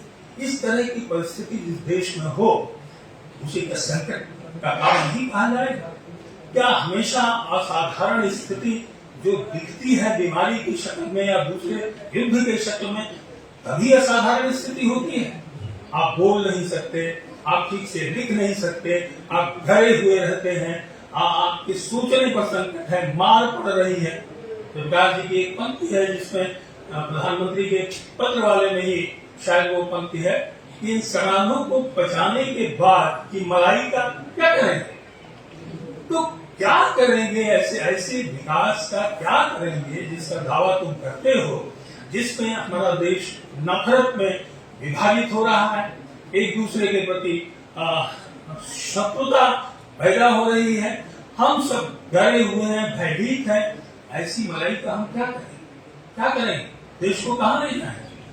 तो ऐसी स्थिति में जब कोई बड़ा प्रत्याख्यान न हो, आप मुझे याद नहीं है कि 11-12 वर्षों में इस पूरी परिस्थिति का कोई साहित्यिक प्रत्याख्यान उपस्थित हुआ हो, कोई बड़ा उपन्यास लिखा गया हो, कोई बहुत बड़ी कविता लिखी गई हो, कोई महाकाव्य लिखा गया हो। आलोचक की हड़बड़ी में, आलोचक की हड़बड़ी का कारण आप जानते हैं कि सोशल मीडिया है। कोई भी लंबे समय तक किसी निष्कर्ष के लिए तैयार नहीं है, सबको तुरंत निष्कर्ष चाहिए, और तुरंत निष्कर्ष चाहिए तो एक कवि कहता है दूसरे कवि से, यार मैं तुम्हारे ऊपर लिखता हूँ, तुम मेरे ऊपर लिखो। आलोचना की क्या जरूरत है? आलोचना में भी बहुत सारी चीजें जो कहीं बोध ने कहा है कि आलोचक को पहले रचना के समंदर में उतरना पड़ता है, डूबना पड़ता है, फिर इस तरह बाहर आना पड़ता है कि उसकी आंखों में समुद्र का जल रह न जाए। यानी कि आप उस रचना से प्रभावित होकर कोई आलोचना नहीं लिख सकते। यानी कि आपको कठोर होना पड़ेगा, आपको निर्मम होना पड़ेगा, एक शर्त होती है।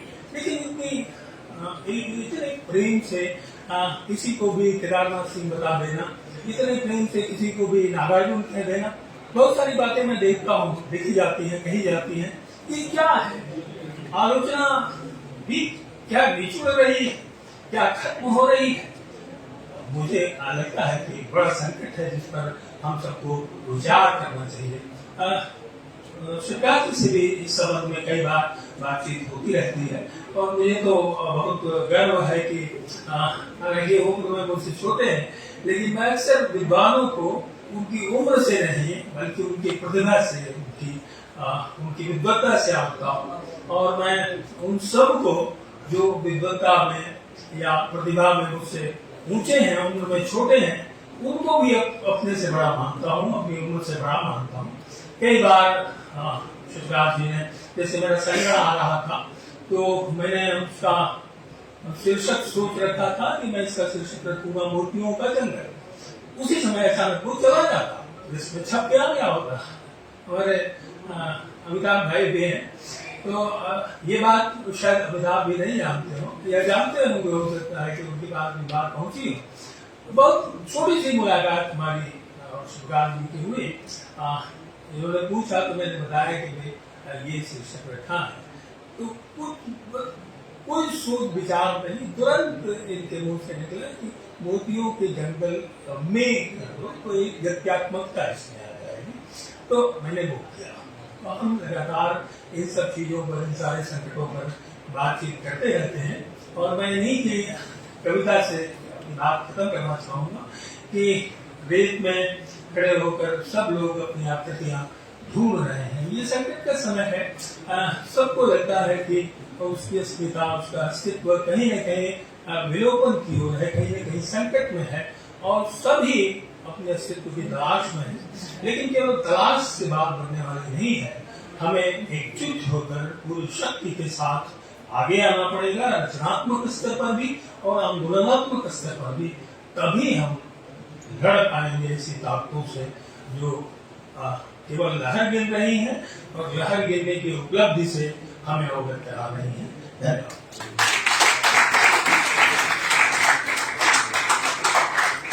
बहुत बहुत धन्यवाद सर। बहुत गंभीरता से और एक तरह से विचारोत्तेजक रूप में आपने हमारे समय, कवि, कविता, समाज और आलोचना के संकटों पर संकेतों में बात की। बहुत बहुत आभार और धन्यवाद सर। इस बीच सभागार में प्रोफेसर सुरेंद्र प्रताप सिंह और डॉक्टर प्रभात जी उपस्थित हुए हैं। मैं उनका हार्दिक स्वागत और अभिनंदन करता हूं। और अब हम इस सत्र के समापन की तरफ बढ़ रहे हैं। मैं आमंत्रित करना चाहता हूं भारतीय भाषा केंद्र जवाहरलाल नेहरू विश्वविद्यालय के पूर्व अध्यक्ष और हिंदी के महत्वपूर्ण आलोचक संपादक प्रोफेसर ओम प्रकाश सिंह जी से कि वे आए और इस संदर्भ में अपना विचार हम सब साझा करें। प्रोफेसर ओम प्रकाश सिंह।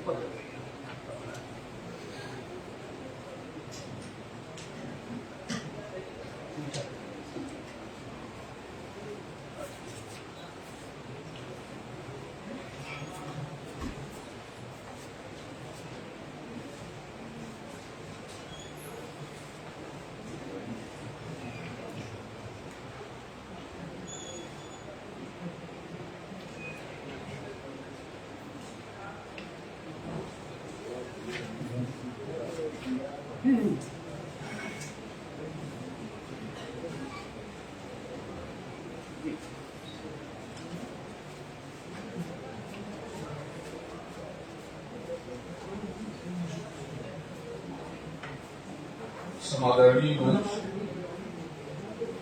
गुरुवर प्रोफेसर सुरेंद्र प्रताप जी, काशी हिंदू विश्वविद्यालय के हिंदी विभाग के मेरे अग्रज और मेरे साथ पढ़े हुए लोग,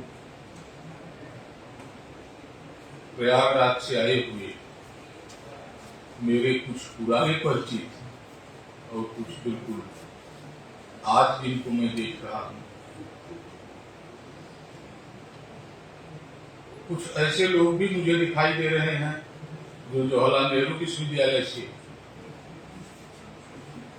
पढ़ लिख करके भारतीय भाषा केंद्र से कहीं बंगाल में और कहीं बनारस में पहले हुए। काशी हिंदू विश्वविद्यालय के छात्र छात्राएं संख्या उनमें जैसा मुझे संकेत किया गया कि इलाहाबाद से आए हुए छात्रों की संख्या है, अधिक है, लेकिन वो भी काशी हिंदू विश्वविद्यालय के छात्र हैं। मित्रों,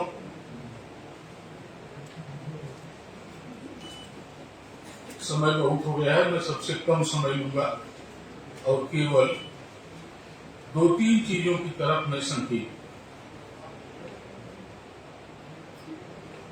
श्री प्रकाश जी 60 के आज अवसर है कि हम उन्हें बधाई दें कुछ खुशियां मनाए और यह उम्मीद करें कि अब आगे वे और गंभीर रचनाओं से और अपने और अधिक गंभीर विचारों से हमें ताकत दें। जब मैं ये बात कह रहा हूं तो मैं पिछले लेखन को यह नहीं खारिज कर रहा हूं कि ये गंभीर नहीं है, लेकिन मैं तो भोजपुरी क्षेत्र से आता हूं और ये जब से मैंने 60 का पाठ देखा, पता नहीं क्यों मेरे दिमाग में कौंधने लगा। भोजपुरी में एक मुहावरा कहा जाता है, साठा तो पाठा, कि 60 के हुए तब आप परिपक्व हुए। तो अब तो आप परिपक्व हो गए।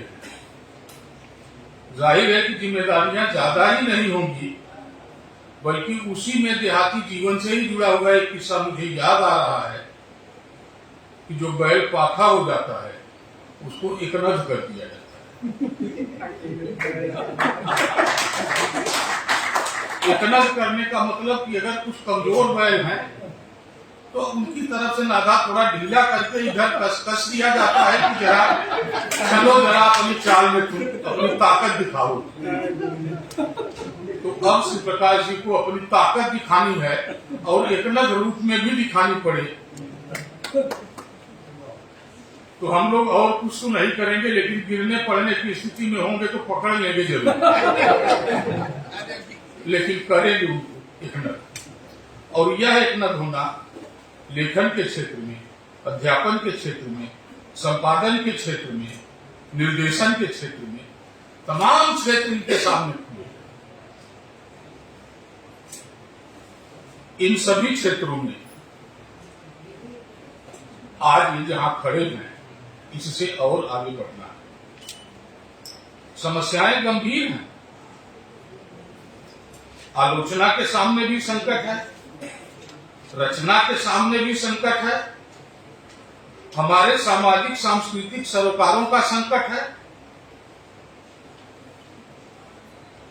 हमें अभी जो बातें की गई कि धर्म को किस रूप में इस्तेमाल किया जा रहा है, संप्रदाय को किस रूप में इस्तेमाल किया जा रहा है, और यह धर्म संप्रदाय केवल आप ये देखें कि ये धार्मिक आधार के ही नहीं बन रहे हैं, इनके अलग अलग आधार बन रहे हैं। अलग अलग आधारों पर हम समाज को विश्लेषित करने की और अपने अनुकूल बनाने की कोशिश कर रहे हैं। मुझे याद आता है, शायद पूरा न हो, लेकिन आचार्य रामचंद्र शुक्ल का एक कथन है कि सभ्यता के आवरण जैसे जैसे कठोर होंगे, कभी कर्म और कठिन होता जाएगा। क्या कारण है कि श्री प्रकाश जी सभ्यता के आवरणों की तरफ, परंपराओं की तरफ, रूढ़ियों की तरफ, विडंबनाओं की तरफ आगे बढ़ते हैं और इन सबको अपनी कविता का विषय बनाएंगे? बात लोकवृत्त की हो रही है, मैं बिल्कुल दूसरे रूप में देखता हूं। एक लोकवृत्त तो ये पहले बना चुके थे, मिर्जापुर से चलकर इलाहाबाद, इलाहाबाद से गाजीपुर और गाजीपुर से बनारस,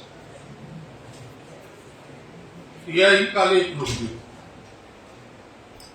दूसरा लोकवृत्त इन्होंने रैदास के माध्यम से बनाया, और वह केवल रैदास का लोकवृत्त नहीं है, पूरे भक्ति काल का, भक्ति काव्य का लोकवृत्त।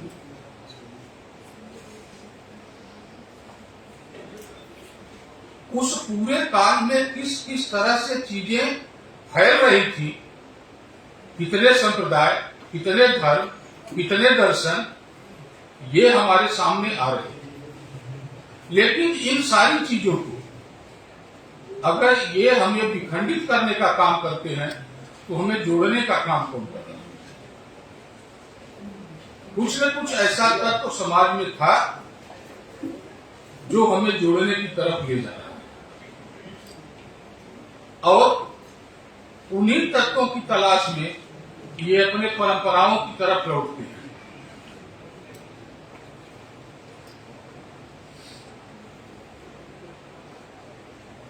ये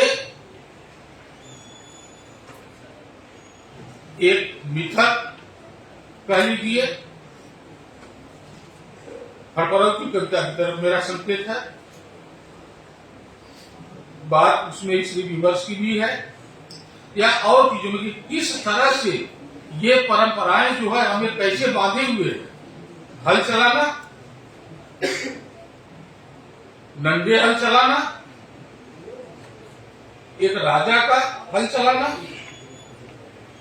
और उससे पुत्र या पुत्री की प्राप्ति होना और पानी बरसना, ये ऐसी तमाम चीजें हैं जो हमारे चारों तरफ फैली हुई है। आप गाजीपुर पर कविता लिखते हैं, गाजीपुर पर कविता लिखते हैं तो उसमें कार्नवालिस भी है, गाजीपुर पर कविता लिखते हैं तो उसमें टैगोर भी है। लेकिन मुझे एक और चीज आती है, गाजीपुर पर कविता जब लिखते हैं तो उसमें गुलाब की खुशबू भी है। और जगह हमें डाउट हो सकता है, लेकिन गुलाब की खुशबू एक ऐसा तत्व है कविता का जो हमें चारों तरफ मिल रहा है। बनारस पर ही आते हैं, बनारस पर एक दो नहीं 5-6 कविताएं, और जैसा कि हमें संकेत दिया गया या बताया गया या सभी लोग हम लोग जान रहे हैं कि बनारस पर और भी अनेक कविताएं लिखी गई हैं, चर्चित भी हुई। श्री प्रकाश जी इन कविताओं के माध्यम से कभी पक्के महल की ओर जा रहे हैं, कभी घाटों की तरफ जा रहे हैं। हालांकि घाटों पर जाने के लिए एक और रास्ता इन्होंने घाटवाक बना रखा है।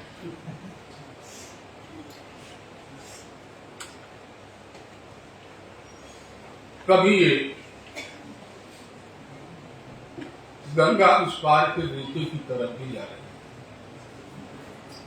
रेत पर परछाइयां, रेत की एक और विशेषता है, वो अपने सानिध्य में किसी चीज को अस्थायी नहीं रहने देता।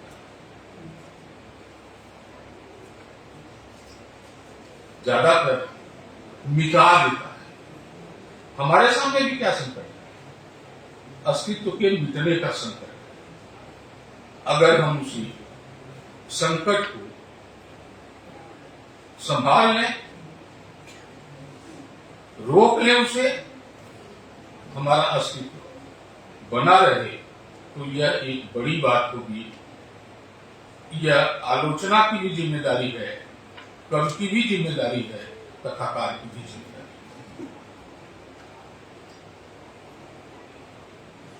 एक और चीज जो मैंने यहां देखा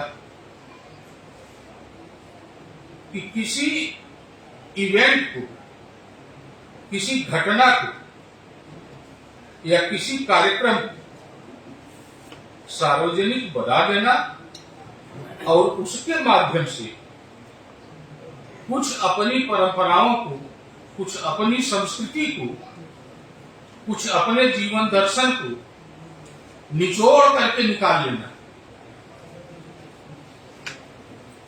यही बनारस के ही आचार्य का शब्द है, दलित राक्षा की तरह निचोड़ दे। काशी की अन्यतम विशेषता। दूसरी चीज मैं बहुत देर तक नहीं बोलूंगा, अपनी नहीं लूंगा।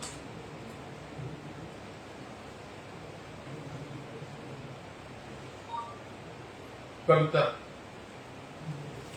मनुष्य को मानव बनाती है। एक और तत्व जिसकी तरफ मैं इशारा करूंगा, महामारी पर बड़ी चर्चा हुई। महामारी पर श्री प्रकाश जी की आलोचना भी है, महामारी पर कविता भी है। महामारी एक ऐसा समय जो हम डर कर, छिप कर, बैठ कर गुजार रहे और ऊब भी रहे थे। श्री प्रकाश भी गुजार रहे थे। हिमाकत ये कर बैठे कि समय गुजारने के लिए रसोई घर में चली गई, जहां पत्नी का साम्राज्य और चालान, पता नहीं चालान सीधे सीधे तो नहीं हो जाती, चालान के पहले भी कुछ होता है, ये बता नहीं रहे हैं। अब आगे बताएंगे। मित्रों, मैं कहना ये चाहता था कि अब तो जिम्मेदारियों का बोझ इनके ऊपर बढ़ गया है। लेखन के दायरे का और विस्तार करें आप। अभी हम उससे संतुष्ट नहीं हैं और लंबे स्वस्थ रचनारत जीवन की शुभकामना करते हैं। धन्यवाद।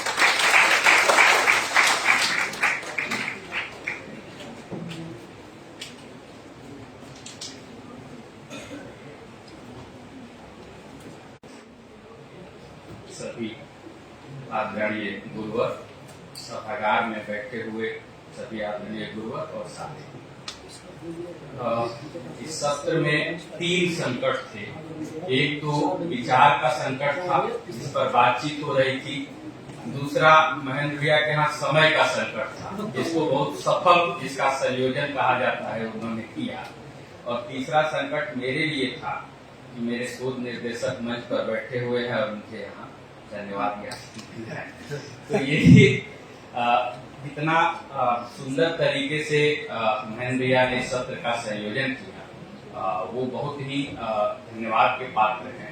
और उससे ज्यादा तो मैं ये चाहता हूँ कि वो सम्मान के पात्र हैं। तो मैं प्रभात भैया से आग्रह करता हूँ कि आप मंच पर आए और अंगवस्त्र देकर महेंद्र भैया का सम्मान करें, क्योंकि इन्होंने इतने गंभीरता से और उत्साह से इस सत्र का संयोजन किया है। आधे उत्साह का साक्षी हो सका। आज सही समय से है।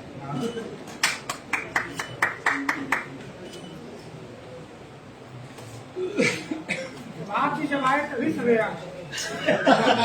आप कह रहे हैं तो मान लेना।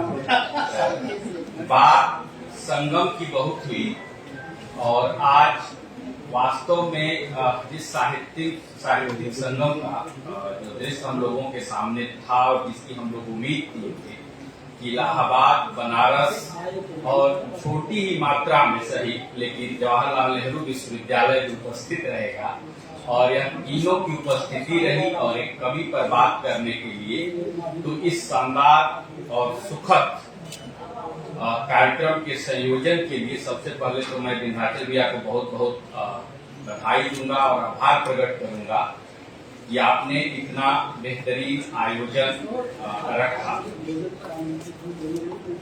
बहुत ज्यादा न बोलते हुए 2-3 बातें, और वो भी 2-3 बातें मंच के लिए, क्योंकि एक नामवर जी पर दिल्ली में कार्यक्रम हो रहा था और एक विद्वान वक्ता 1 घंटा बोले पर, और विश्वनाथ जी आए तो उन्होंने एक बात कही कि देखो, जब अपनी मूर्खता साबित करनी हो तो व्यक्ति को सुपरलेटिव में बतियाना। तो वो बात तो मैं नहीं करूंगा, लेकिन 2-3 बातें खासकर जिस पक्ष पर न के बराबर बात हुई, हो सकता है कि अगले सत्र में बात हो, वह है श्री प्रकाश शुक्ल का अध्यापकीय कौशल। इस पर बात होनी बहुत जरूरी है।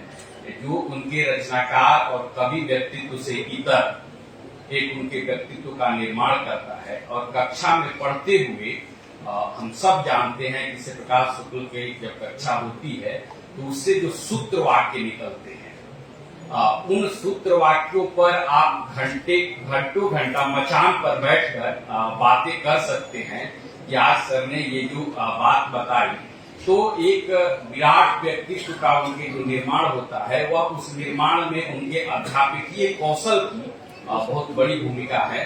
सर को तो मैं जन्मदिन पर सबसे पहले बधाई देता हूँ और बधाई के पात्र यह आयोजन समिति है कि हम सबके प्रिय शिव कुमार यादव अभी तक कृष्ण पक्ष में थे, अब उनको सूक्ष्म पक्ष में ला दिया गया है और ये हम सब के लिए उत्साह की बात है। बहुत लंबे समय तक ये परिदृश्य में न थे, अब दिखे हैं और ये सुखद है हम लोगों को, बहुत दिनों बाद, ये बहुत अच्छी बात है। सर का लगाव यही है कि सिर्फ यही नहीं बल्कि दूर दूर से कल मंगलम फोन किया और कहे कि भैया टिकट नहीं मिल रहा है, चादर ले लिया हूँ, अगर नहीं भी सीट मिलेगी तो एसी 2 में सो कर आऊंगा, है ना। पहली बार मैं चादर के साथ एसी 2 में सोने की जो इनकी परिकल्पना थी तो खैर बहुत दूर दूर से लोग आए हैं और बहुत ही बेहतरीन यह सत्र रहा। इस सत्र में वीरेंद्र सर ने, गौतम सर ने जितने ही व्यवस्थित तरीके से अपनी बातों को रखा, मैं आयोजन समिति की तरफ से आपको बहुत बहुत धन्यवाद देता हूं सर कि आप आए और हम सबके बीच अपनी बात रखी और नई जानकारी किसी एक रचनाकार के बारे में ही नहीं बल्कि उसके व्यक्तित्व से, उसके कृति से हम कैसे कोरिलेट कर पाए इस सोसाइटी को, इस समाज को, उससे आप लोगों ने परिचय कराया।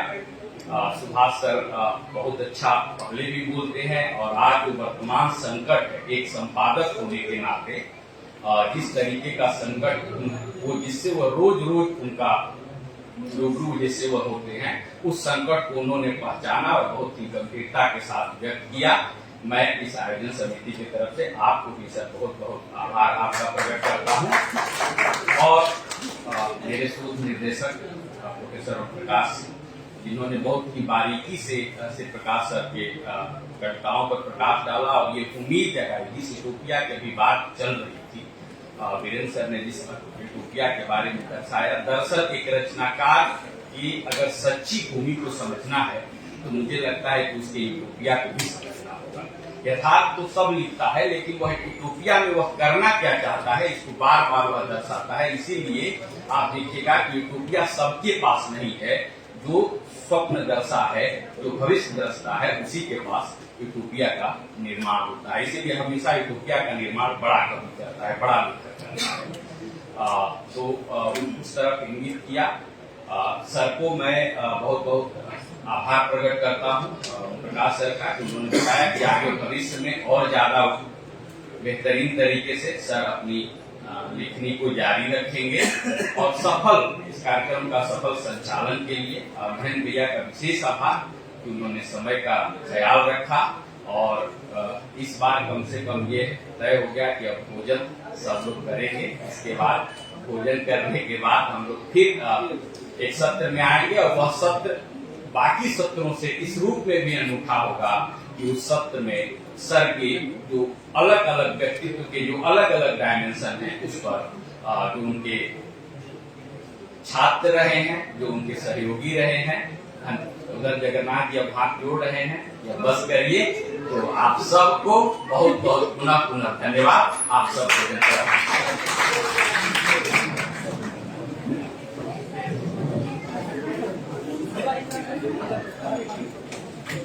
मोबाइल छोटे हैं, ऊंचे कहीं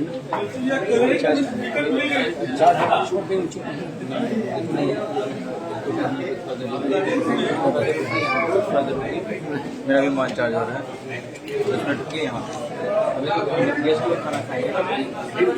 हाँ उसके बाद हम लोग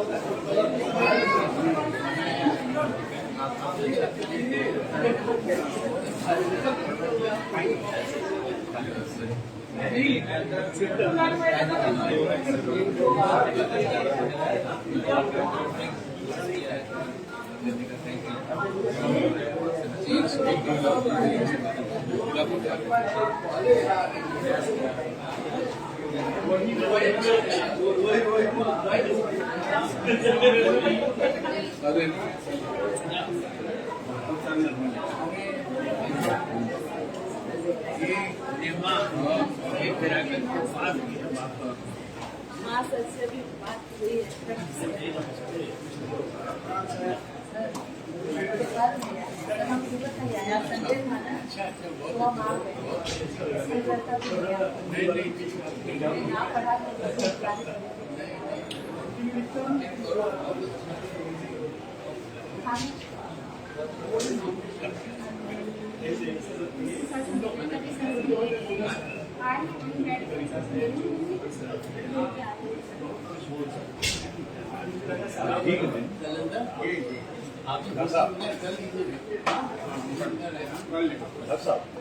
आज ही के दिन